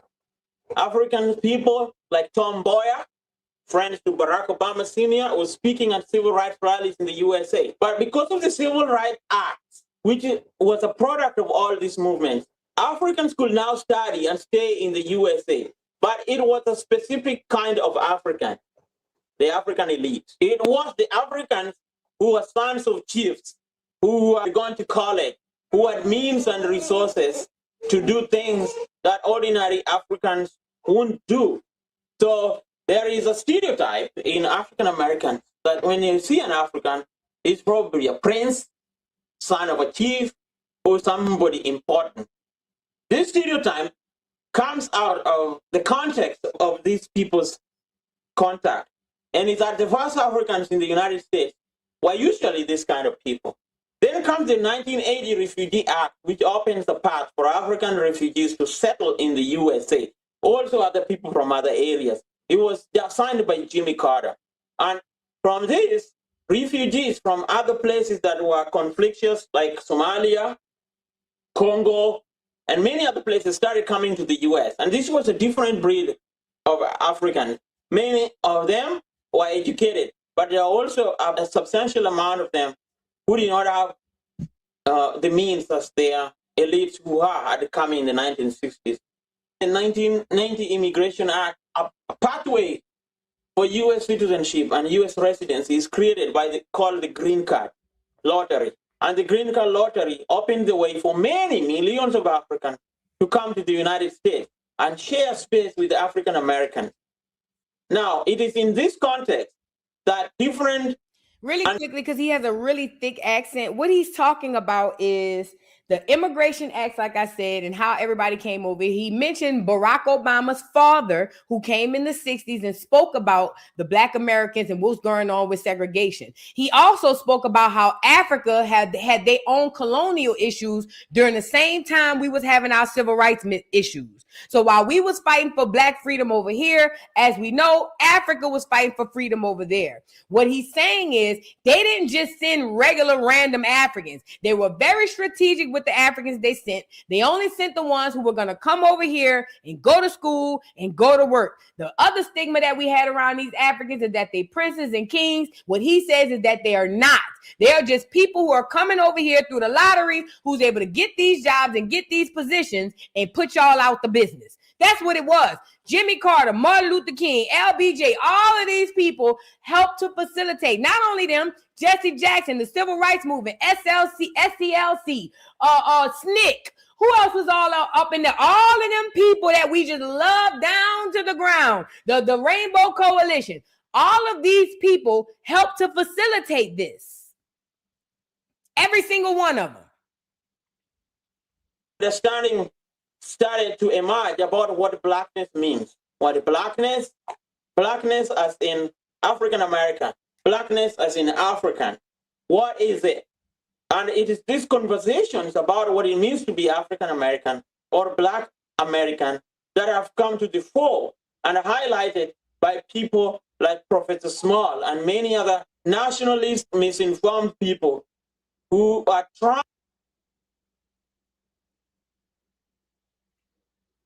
All right, I think he's done. Listen. Shout out to that African brother, because outside of his accent, if you paid attention to what he was saying, it made sense. He was actually being honest about what was going on. And he basically said that these people are coming over here knowing what it is, right? And he explained all of the stuff that I told you to explain, but it's refreshing to hear a foreigner say that, because very seldom do you hear them say that. Most of them will play with the lie and act as if we're tripping, as if we're making all of this shit up, and we're not. And they know that we're not, but they'll say that we are just because it helps them, it works for them, it benefits them. And this is no shade to the Africans. And if you take it as such, oh, well, I don't care. I'm not here for you. I'm here for my people. Go to an African and let them talk to you about it. What I'm telling my people is you need to understand the play. You need to understand how you continue to get played through your ignorance. And when I say ignorance, I don't mean it as a dig. Through your just not knowing. You just don't know. You're misinformed. You were taught something and you believe it with your heart of hearts. But what you were taught is wrong. What you were taught is actually the very thing that's bringing you down. Let me show you this girl here. I found this girl video. I had seen one video that she posted. I don't know who this African or whatever this foreign girl is. I found one video that she posted and I moved on because I was looking for other stuff during research. And then I saw she posted Tariq Nasheed and I said, let me go see what she's talking about. So this girl, let me see her name. I don't want to get the line. Hold on. What's the name of this channel? Pana Genius TV. If y'all want to go support it, is what it is. I ain't no hater. Pana Genius TV. So she does this video on the difference between Black Americans versus Africans, right? This is the ignorance that I tell you about. Not ignorance. This is the willful ignorance. This is people trying to play like they stupid. Now she's going to play this clip from Tariq and all these other things, and she's going to sit up here and say she don't understand what's the big deal. This is the stuff that be making me want to bat the piss out of these people, because I don't like people to lie to me in my face as if I'm ignorant and I don't know what the fuck I'm looking at. Y'all know who y'all are. Y'all know who we are. Y'all know y'all don't belong here, and you know that we do. But y'all continue to perpetuate this bullshit as if it's something that it's not in order to benefit you. These people are evil. These people are evil. Let's get into the video that this lady have. Y'all like the video. Black American is that we don't have immigrant lineage. That's the thing. That's what makes you a foundation. It's not a group. It's not an organization. It's not something that you join. It's acknowledging the people who are literally the foundation of this nation. Me, on both sides of my family, I have no immigrants in my family. My mother and father, both lineages come from the South. Okay. From the beginning of this country, I can trace my lineage to the mid 1700s on paper, and it goes deeper than that. Then Tariq, why are you over here telling these people that we foundational because we came off a slave ship then? Come on, man. Where the Tariq people at? Y'all niggas got to start using y'all thinking caps. If he gonna say that he got two sides of his family and he found not one immigrant, then why in the hell is he getting on Twitter every night telling y'all that y'all foundational because y'all from Africa, but y'all different? Either you niggas is African or you not. This is why I tell y'all got to pick a side, FBA. FBA, you have to pick a side. You cannot say that I come from Africa, but I'm different. Whenever you connect yourself to Africa, you are giving them your identity. You got to pick a side. Either you American or you African. I'm not saying that to be divisive because I'm telling you that's the only way to figure this shit out. You cannot say I'm foundational because I came off a ship, but I don't have no Africans in my family. It's an oxymoron. It doesn't make any sense. So you niggas either going to be American or you niggas going to be African, but you can't be both. And you can't just pick one. Do your genealogy and figure out who the fuck you are. He has his genealogy. Tariq knows exactly who he is. But every day he come on Twitter and tell y'all foundational. Every day, every night he get on Twitter and tell you foundational, and he got his genealogy. These niggas be fake, bruh. But you know what? The universe gonna regurgitate them all out. The universe gonna regurgitate. They gonna expose all these niggas. Watch. That.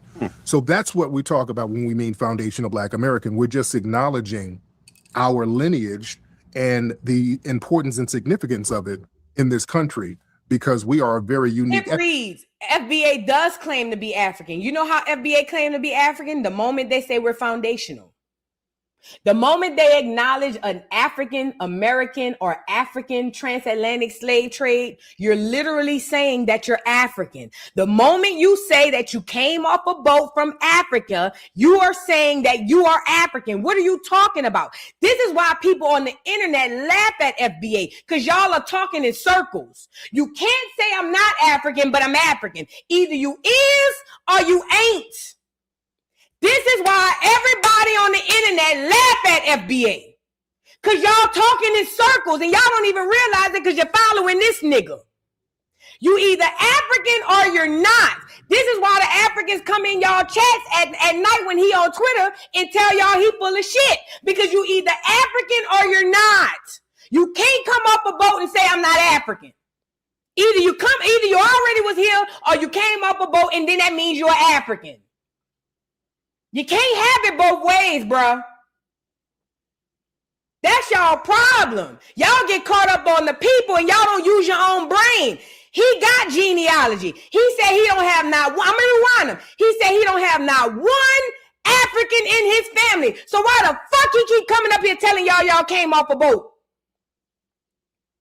This is a genuine question. If he got his genealogy and he can't find one African, why does every night he keep telling y'all come off a boat?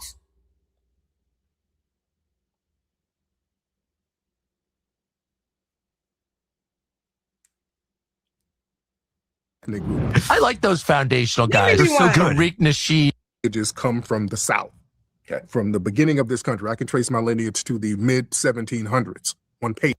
He don't have no lineage from Africa, but every night he telling y'all foundational because y'all come off the boat. what makes a foundational Black American is that we don't have immigrant lineage. That's the thing. That's what makes you a foundation. It's not a group. It's not an organization. It's not something that you join. It's acknowledging the people who are literally the foundation of this nation. Me, on both sides of my family, I have no immigrants in my family. My mother and father, both lineages come from the South. Okay. From the beginning of this country, I can trace my lineage to the mid 1700s on paper, and it goes deeper than that. So that's what we talk about when we mean foundational Black American. We're just acknowledging our lineage and the importance and significance of it in this country, because we are a very unique ethnic group. I like those foundational guys. They're so good. Tariq Nasheed and all. I mean, I don't agree with everything, but like they've got a perspective. If your family's been here 400 years, and the descendants of a lot of American slaves or families have been here 400 years, I don't know. I think that gives. I'll listen to you. Like you've 100%. got, you've got a point of view that is legitimate. I think. Yeah. And they're unequivocally heritage Americans. That's for sure. 100%. They're definitely heritage Americans, if anyone is. You know what pisses me off about white people when they have this conversation? They make it seem like we had to go through slavery to become Americans when we are the original American. They the ones are the Johnny come lately. But if you let them tell it, they make it seem like we the ones had to be integrated into America and we the ones had to be turned into the Americans. That's a destiny swap, ladies and gentlemen, boys and girls. That's a destiny swap because the original American looks like this, not like that cracker or anybody else. So for them to have the conversation to be like, oh, I mean, I think they have a conversation. Their family been here 400 years. We've been here longer than 400 years. That's why I tell FBA, shout out to FBA. Y'all can't hold on to that 400 years. When the longer you hold on to we've been here 400 years, the more you connect yourself to Africa. The more you connect yourself to Africa, the more you keep hollering, oh, but we've been here for 400 years, 400 years, slavery, 400 years. You're saying you're African. But the irony of these crackers making it seem like we need to be integrated to be American. I know that's insane. And, someone rolls in from Ghana and gets an MSNBC slot and starts speaking on behalf of Black people. It's like, shut up, honey. You've got nothing to do with this. Right. That's Literally. a fair perspective, right. I think. And so it's good to actually see them call them out for that. That's actually cultural appropriation. Appropriating the struggle of slavery. I totally agree. And the struggle of slavery was real. My people, it's Black History. Before we get into it, this the African. The white boy said it's cultural appropriation. Even the white people understand what the Africans are doing. Even the white people are understanding what they are doing. Let's get into her. Month here in the U.S., and I want to wish everyone a happy Black History Month. Okay. But this Black History Month cannot be business as usual. This is not the time for surface level celebration posts. It's time for us to ask deeper, harder questions about where we stand as a people and what type of future we're building. Because something deeply troubling is happening in Black America. There is a growing movement within the Black American community that is pushing a narrative that threatens to divide us even further if we don't challenge it head on and expose it for what it is. They call themselves foundational Black Americans. And at the core of their rhetoric is a dangerous idea that the defining origin of Black people in America is not Africa, but enslavement. They want to convince us and the world that Black American history is somehow different from Black history in general, and that it began with slavery. That Africa, its kingdoms, its knowledge systems, its intellectual and cultural foundations is secondary or irrelevant altogether. And that Africans and Caribbeans who came to this country, who fought, organized, built, marched, theorized, and sacrificed. Y'all motherfuckers ain't march, organize, and build nothing. Let me say that again. The Africans in the Caribbean didn't march, organize, or build nothing. But do you see how they take over your history? Now she gonna get up here with her duck ass and act as if what Tariq is saying is something crazy, and she don't understand why these Black Americans are trying to divide when we're all one. She knows we're not the same. That's why she got an accent. Africans, Caribbeans ain't come over here and build nothing. But she got a bigger platform than me. So her word gonna reach more people than mine. Why you think YouTube keep me under 50,000 subscribers? Why you think my shit be shadow banned like this and hers get pushed through the algorithm? Think about it. They don't want my voice out there. They want hers because hers it helps their narrative. Mine hurts their narrative. So they gonna keep me at 50,000 for the next 5 years. I'm cool with that. They gonna keep me at 50,000 subscribers and I'll stay there. But I'm telling you now, they doing that on purpose. They need her to push the lie out loud and me to be quiet in the corner. But they still need me to do the work for her to be here. Because guess what? Without Black America, nobody would click on these foreigner shit. They only click on them because they either talking about us or they acting like us. This is why I tell Black America, these people are not stupid. They are just trying to play you stupid. They trying to play you stupid. I debate this bitch any day of the week and eat her up. Because she playing stupid. She playing stupid. She ain't that dumb. Now she don't understand FBA and the divide. Okay, girl. I, alongside Black Americans, somehow do not belong to this story at all. They don't. Let's be clear. Caribbeans and Africans have zero history in America. When we go to look at the history, outside of the onesie twosies that are cosplaying in our stuff, y'all don't have no history here. You don't. And this is my thing. Why do y'all keep fighting for a history here? Where's your fucking history at home, stupid bitch? Why you fighting for history here? Shouldn't you be fighting for the history back home? That's why the people back home don't like y'all bitches.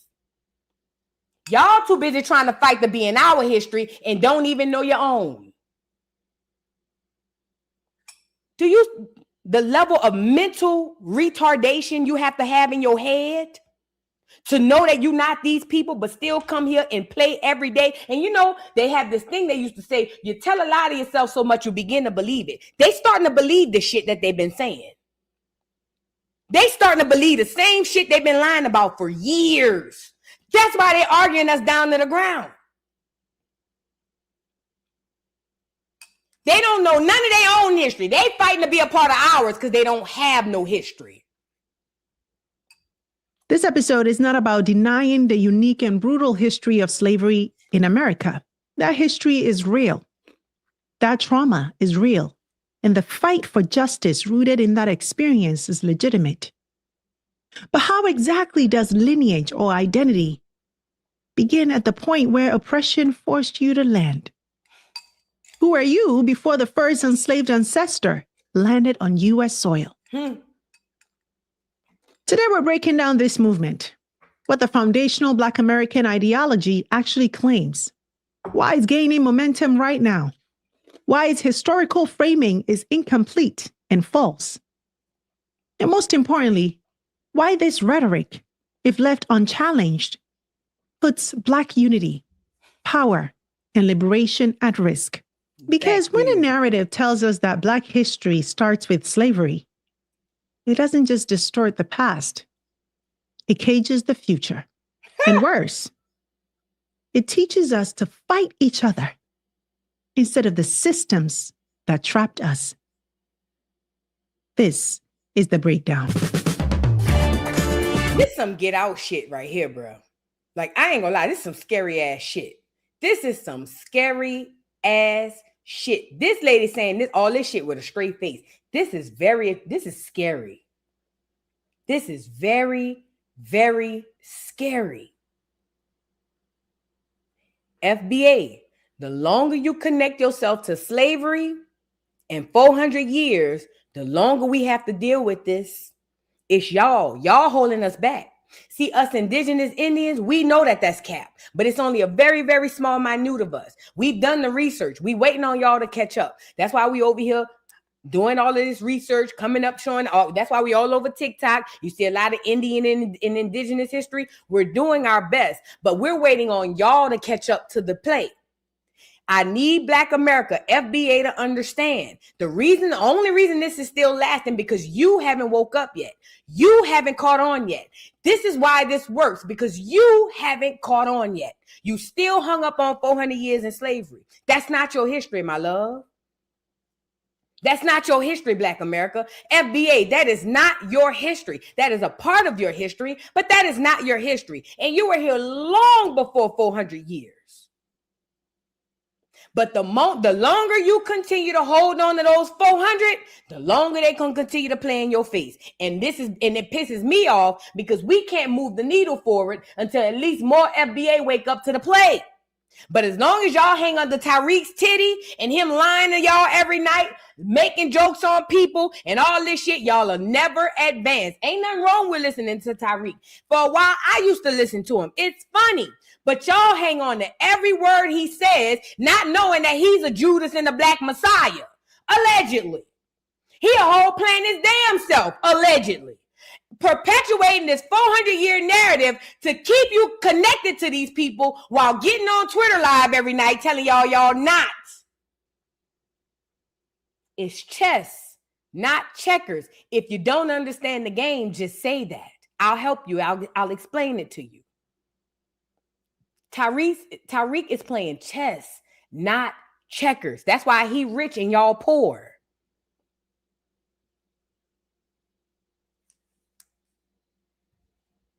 And the Black world in today's global affairs. We're here weekdays at 4 p.m. on most days, breaking it down. So if you're new to the channel, please be sure to subscribe and tap the notification that this content matters. That's how the algorithm prioritizes our content. Listeners, we are analysts and co-analysts. So be ready to chime in and join the conversation stream of Africa headlines and still find yourself asking, okay, well, what does this actually mean? Then this report is for you. If you're an investor, it'll help you understand Africa as. So before we analyze this movement, we have to define it accurately. So what exactly is the Foundational Black American or FBA movement? Well, I want you to hear one of the strongest voices of this movement, Tariq Nasheed, explain what it is in his own words. What makes a foundational Black American is that we don't have immigrant lineage. That's the thing. That's what makes you a foundation. It's not a group. It's not an organization. It's not something that you join. It's acknowledging the people who are literally the foundation of this nation. Me, on both sides of my family, I have no immigrants in my family. My mother and father, both lineages come from the South. Okay. From the beginning of this country, I can trace my lineage to the mid-1700s on paper, and it goes deeper than that. So that's what we talk about when we mean foundational Black American. We're just acknowledging our lineage and the importance and significance of it in this country, because we are a very unique ethnic group. That doesn't mean that we're better or worse than anybody. We are a unique ethnic group with a very unique history here. And we want people to give that the same respect that we give other people. So let's break this down. At its core, FBA is an identity-based framework that traces Black American lineage to slavery in America. That's the problem. They argue that they are a distinct group and should be treated as such, separate from other people of African descent, particularly African and Caribbean immigrants. Don't FBA say that we slaves, but we mixed in? Don't Tariq be saying that we came off the boat and mixed in with the Native Americans and we had an ethnogenesis? Don't he be saying that? He's still saying that you're half African when he says that. When Tariq says that you came off a boat, he's saying that you're African. I don't care about no ethnogenesis. He's connecting you right back to the people he's telling you you're not. Every time he tells you you came off a boat, he's telling you you're an African. I don't give a damn about no mixing up. Every time he tell you you came off a boat, he's connecting you right back to the people he swear to God you're not connected to.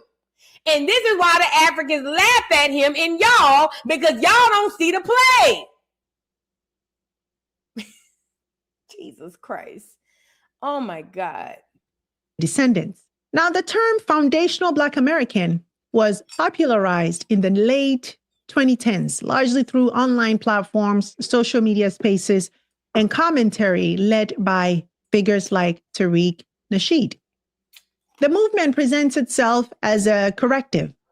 They argue that for too long, the specific historical harms suffered by Black Americans whose ancestors were enslaved in the United States have been diluted, overlooked, or lumped together with broader Black or African diaspora narratives.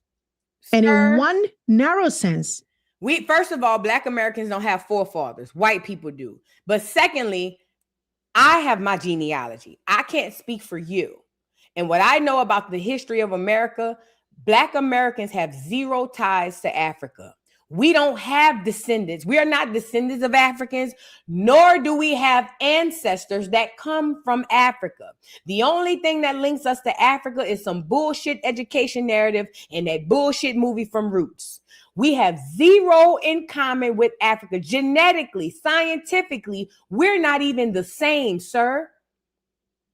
We don't even have the same blood, like the same blood type, sir.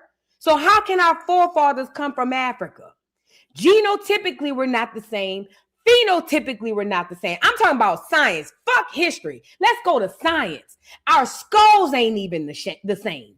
Our hair ain't even the same. Our teeth ain't even the same. There's nothing about us that lines us up with Africa other than that bullshit narrative. Sir, say your forefather came from Africa. Black Americans don't have forefathers, and nor do they come from Africa.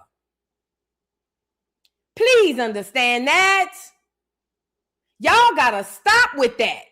Say your forefather came. Say you did your genealogy and you found out through genealogy you got a great-great-granddaddy that came from Africa. Say that. But don't say our as if we're all African, because we're not.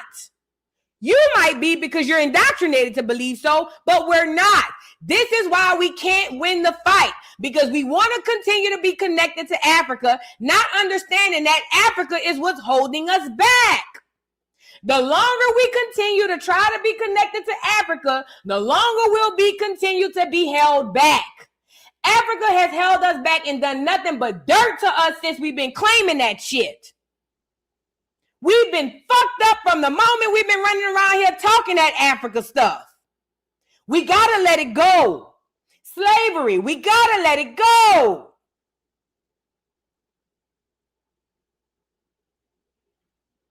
Y'all gotta let that shit go, bruh. Get out your feelings. Let it go. Like I said, you can't pick both sides. You either gonna be African or you gonna be American. But the longer you keep saying you came off the boat, the longer you gonna be fighting for your identity. I'm gonna say it one more time. The longer you niggas keep hollering about coming off that boat, is the longer y'all gonna be fighting for identity, freedom, your culture, your name, your lineage, and every single thing else that you fighting for. You still haven't put the two and two together. You still haven't put the two and two together. That's the sick part of the witchcraft. That's the sick part of it. You still haven't caught on yet. Slowness. In my Vicky Dilla voice. That critique resonates. U.S. chattel slavery was unique in its brutality. It was racialized. It was hereditary. It was legally codified. And it laid the economic foundation of the United States. That history deserves recognition and justice. But the FBA argument does not stop there. The movement also pushes back against the popular idea that Black American history begins in 1619 with the arrival of enslaved Africans in Virginia. Not true. Instead, they argue that Black American history... Y'all see, that's the only way they can connect you. That's the only way they can connect them to you. The longer you believe in Africa and the slave trade, that's when you get rid of that, you literally delete them. But the longer you say the slave trade, the longer they're going to piggyback off that shit and be like, no, brother, because you came from Africa in 1619. Began nearly a century earlier. They point to a lesser known but historically documented moment. In 1526, Spanish colonizer Lucas Vasquez de Ayllon brought the first recorded group of enslaved Africans to what is now the South Carolina-Georgia coastline in an attempted Spanish settlement. Shortly after their arrival, those enslaved Africans revolted. They resisted captivity. They disrupted the colony. We've all heard the story, girl. We don't need you to give us the history. We know the story. What else? From mainstream narratives. And that history should be told. But here's where the FBA framework takes a sharp and dangerous turn. Uh-oh, she about to get y'all. Instead of using this history to expand our understanding of Black origins, the movement uses it to redefine the origin story itself. There's the thing, Vlad, where people want to make us generic Africans. The term African American is a misnomer. That was a term that got popularized in 1988 by Jesse Jackson. You stole that from Dane Calloway. You stole that from Dane Calloway, and I don't care what nobody say. I get it, y'all like Tariq. I don't have no issue with Tariq, but Tariq full of shit. You stole that from Dane Calloway, because when you was beefing with Dane Calloway, you wasn't saying that.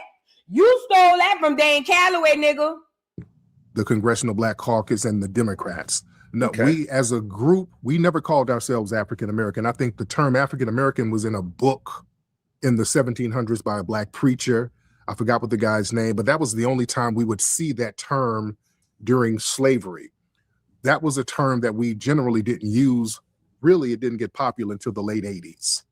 And the term was given to us, and that term was given to us to make us comparable to immigrants. It was to say that we're just like an Italian American. We're just like a Mexican American. So that was to basically almost sanitize our unique history here. And that worked against us. The term African American is a misnomer. Elon Musk is an African American. Right. You know? South African American. Yeah, but African American still. Correct. There's a lot of people from places like the Sudan and other places who are African Americans. And, you know, they'll have a lot of vitriol towards us here. So the term African American is a misnomer. So we wanted a term that was more indicative of who we were and who we are. And that's where Foundational Black American comes from. Rather than situating these early Africans as part of a long African civilizational continuum with languages, cultures, technologies, and histories that existed long before they ever encountered Europeans, the FBA framework increasingly treats enslavement and resistance on American soil as the starting point of identity. And from that framing, another claim emerges. Many FBA proponents argue that they are the foundational builders of this nation, that Black Americans descended from U.S. slavery are not just central, but exclusive to the Black struggle in America. And this is where the danger deepens, because that argument quietly asks us to forget something critical. It asks us to overlook the fact that many of the most influential figures in Black liberation, culture, and political thought were immigrants or children of immigrants of African descent, some of whom also had ancestors enslaved in the Americas. And this is what they go to. And this is why they put Kwame Ture in the civil rights movement.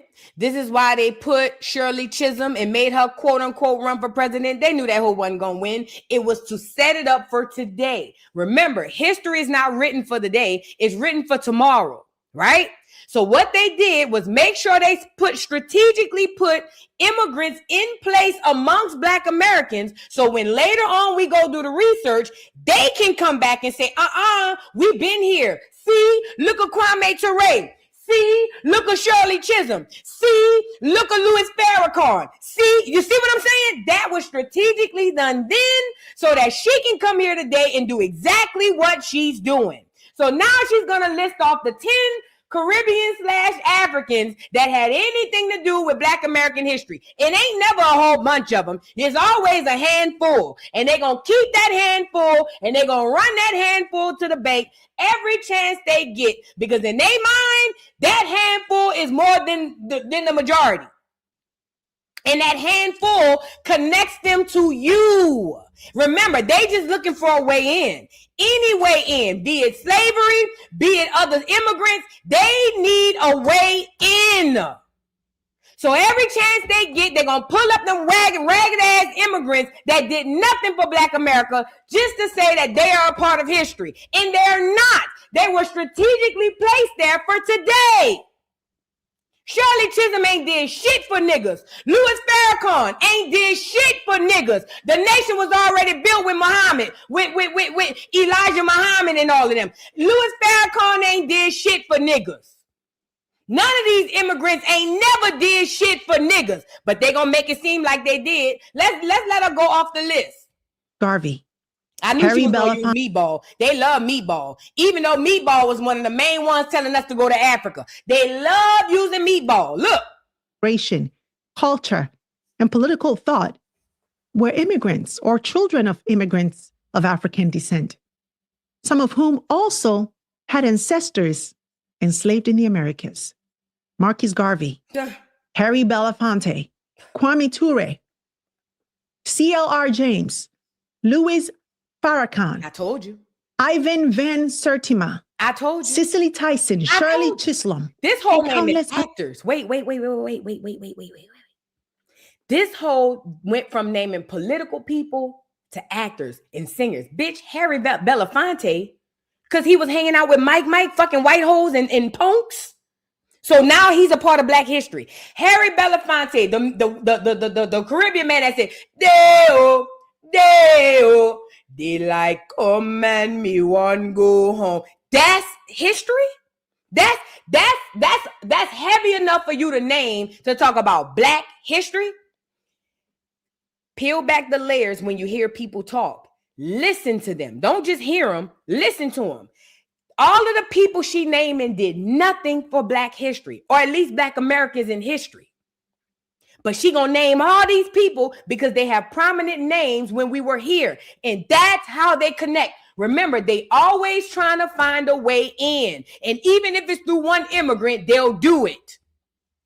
So she gonna name off the same, it's always the same 10. It's only a handful of immigrants that the government gave them that they continue to name off. Others. Because their lineage does not fit a narrow definition. Are we really going to say that these figures who shaped Black consciousness, civil rights, political representation, Pan-African... Ain't nobody you name shape shit. Marcus Garvey wanted niggas to go to Africa, and 95% of the niggas in America told him to kiss the blackest part of their ass. As a matter of fact, all of Jamaica told Marcus Garvey get his fat ass off the island when he went over there telling them to go to Africa. Let's talk about it. Y'all always bring up Meatball like this nigga was some saving grace. Do y'all know that the Jamaicans couldn't stand this fat fuck? And did y'all also know when he came to America, the Black Americans told him get his fat ass out of here? Do y'all know that? See, the way the white boy write the history will make you think Marcus Garvey was the best thing since sliced bread. But he wasn't wanted in Jamaica, nor was he wanted in America. But they're writing in history like he was. It's lies. Nobody fucked with Marcus Garvey. The very few people who did were in them Freemasons, them Boulets, or they was just stupid and trying to find a way out. Marcus Garvey didn't do shit for Black America. Nothing.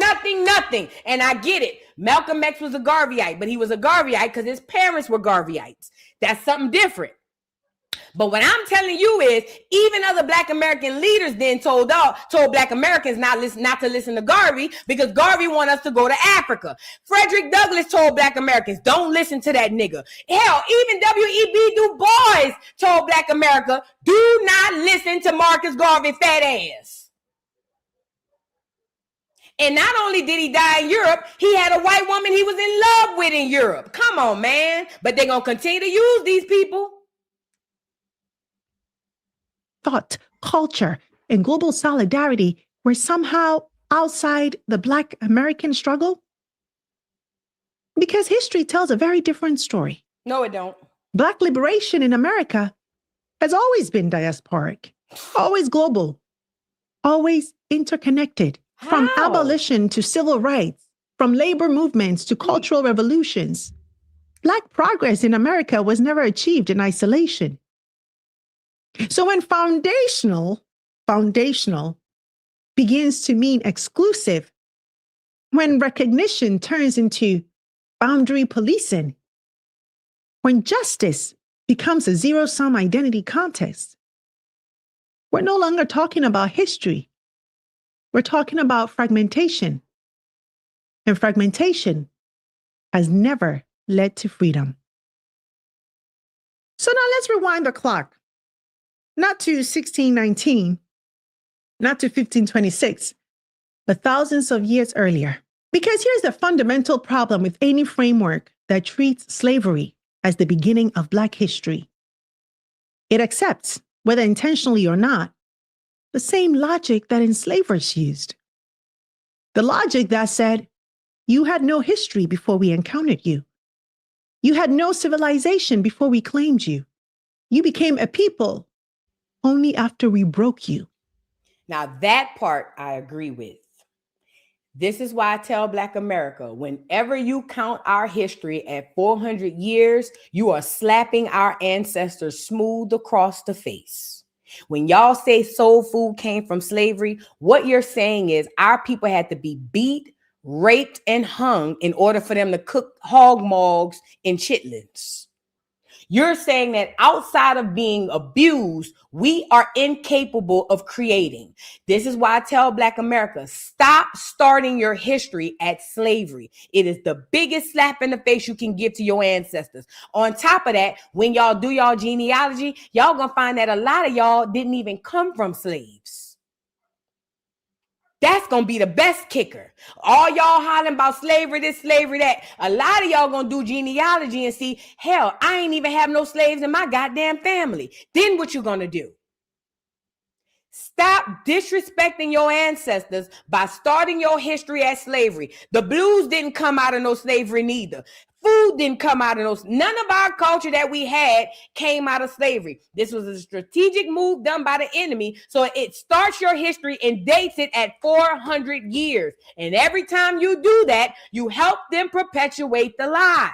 Stop doing that. Do the research and find out what happened before the cracker came here. And you're going to see that all of that shit you knew about was a lie. Don't disrespect our ancestors like that. We ain't all slaves. And we ain't all come from slaves. We actually come from kings and queens and gods and goddesses. But y'all don't want to hear that. Y'all be more comfortable that we come from slaves than the fact that we weren't. That's a whole nother reverse psychology we need to pack up or unpack. But because we are hung up on the 400-year narrative and the textbook and the church and all this other indoctrination, the movie Roots told you came from Africa, that's the only way that these tethers have a way in to claim your shit. Every time you acknowledge slavery as an African slave trade, you are giving them an into your stuff. I don't care how you feel about it. I'm telling you what it is. And if you think I'm lying, go talk to a tether and watch them bring you right back to 1492. Go talk to a tether and watch them bring you right back to slavery. That's the only place they can go. There's no other place for them to go but slavery, because that's all you know. Go do the research and find out who you are. Do your genealogy. It's going to debunk the whole slave narrative. Your personal genealogy will debunk the entire slave narrative.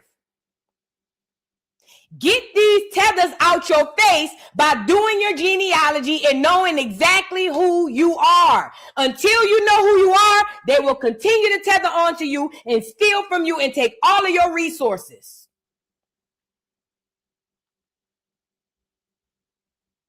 Don't be fooled by this internet shit. That is not just historically false, it is psychologically damaging. Before a single African was forced onto a ship, Africa was not a blank space on the map. See how she brought us back to Africa? Because remember, you said we came off a ship. Black America, y'all are agreeing that we are foundational because we came off a ship. So now what that means is your history, she's bringing your history back to Africa, not America. Do you see how she just pulled you out of your American history? Every time you say you are African and you came off a boat, you're telling everybody you're an African. That's why she's bringing you right back to Africa. She's not wrong. She's absolutely right. FBA gonna have to figure this shit out. It was one of the most advanced and interconnected regions on Earth. Africa had complex systems of governance, global trade networks, universities and centers of learning, architecture, astronomy, medicine, written and oral knowledge traditions passed down for centuries. Empires rose and fell. Kings ruled. Where are they? Cities flourished. How come we don't see this and not in Africa? isolation? Africa traded with Europe, the Middle East, and Asia long before colonialism. Yes. Gold from West Africa powered European economies.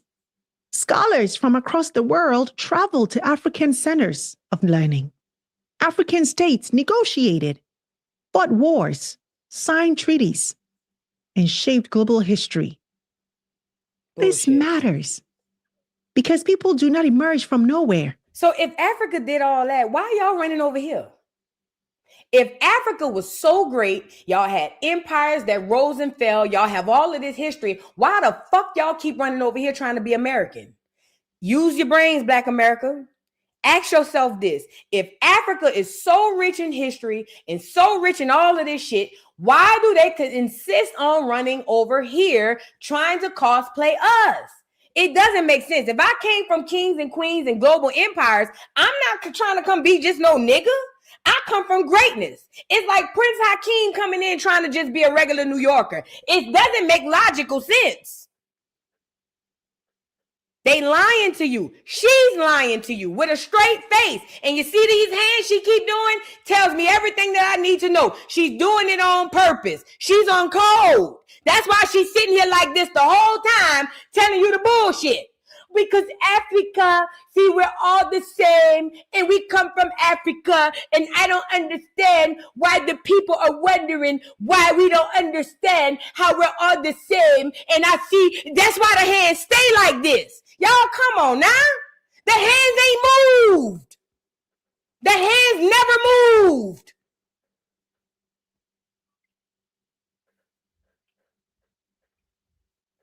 The Africans who were taken to the Americas did not arrive as blank slates. They arrived with languages, spiritual systems. What languages? Agricultural knowledge, metalworking skills, political memory. Slavery did not create Black people. It disrupted them. And when Black history is framed as beginning with enslavement, something dangerous happens. Africa becomes mythology instead of history. Civilization becomes symbolism instead of fact.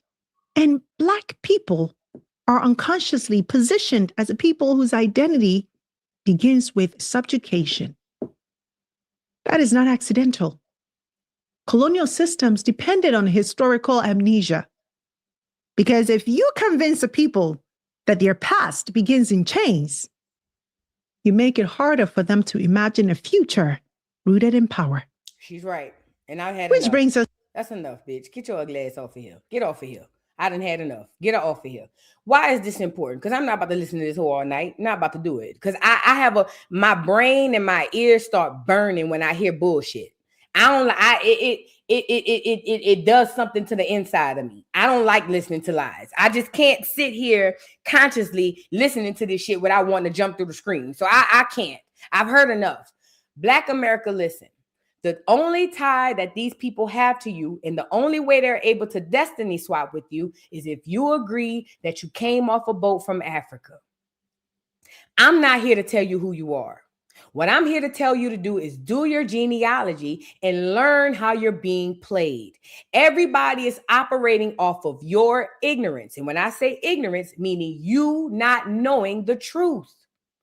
This is why every time you talk to a foreigner, the first place they bring you back is slavery. They have no other card to pull but slavery. That's the only card they have because that's the biggest card you hold most close to you. That's the big joker for you. Slavery is what you pull out anytime you get mad, anytime you sad, anytime politics don't go. Everything you do, you go to that card. And guess what? Your big joker is they double big joker. Because every time you try to separate from them, they go right back to your slavery card and say, Where you think you going, nigga? You ain't no nigga. You was an African. Remember you said you was a slave? No, sir. No, that don't go like that. Every time y'all do that, them Africans gonna pull y'all back. And this is how they destiny swap. This is how they destiny swap with you. This is how they become you, and then you become them. What do I mean when I say they become you and you become them? This is how they get to come to America and lay claim, put sticky notes on all of your history, and leave you stuck holding the bag. And you stuck the 400 years. And then they get to look at you and put their nose down on you and say, oh, you don't know who you are? Poor thing. You don't know who you are. You're a slave from Africa. You see, we are from the motherland. We know who we are. You don't know who you are. Every time you agree that you a slave come off a boat, you give them the end. FBA, I hope y'all hear this today, tomorrow, and the next day after that. If you don't do nothing else, disconnect your ass from that slavery narrative. If you don't do that, you're going to find yourselves of Schitt's Creek without a paddle. And let me just say this. To those of us who've done the research beyond slavery and we know the play, y'all holding us up. And y'all making it hard for us to teach the people who really need the knowledge, because the people are divided on who to listen to. Should we just say we FBA, or should we listen to these Indians, or hell, should we listen to these Africans? Y'all are impeding the progress. Black Americans who hang on to slavery are impeding the progress of us moving forward, and you are helping the enemy to destiny swap with you. You are helping the enemy to destiny swap with you. This is why they come over to America and live good, and you are here struggling right now in 2026, fighting for your rights.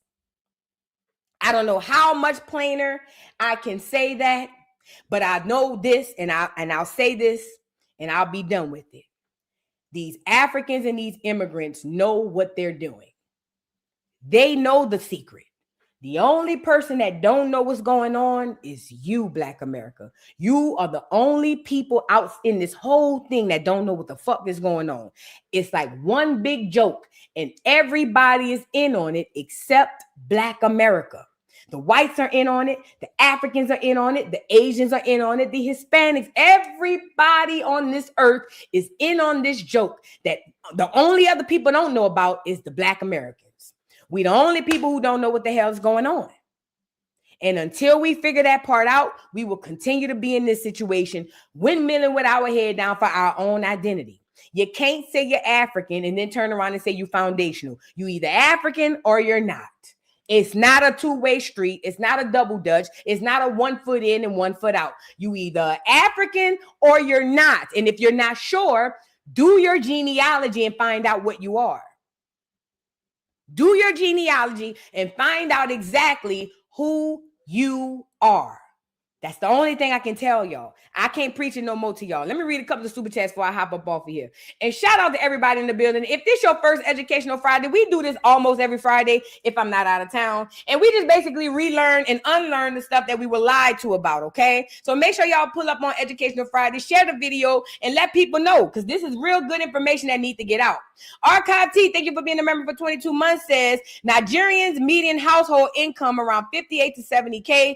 Black American median household overall around 45 to 52K yearly. Pay attention. Exactly.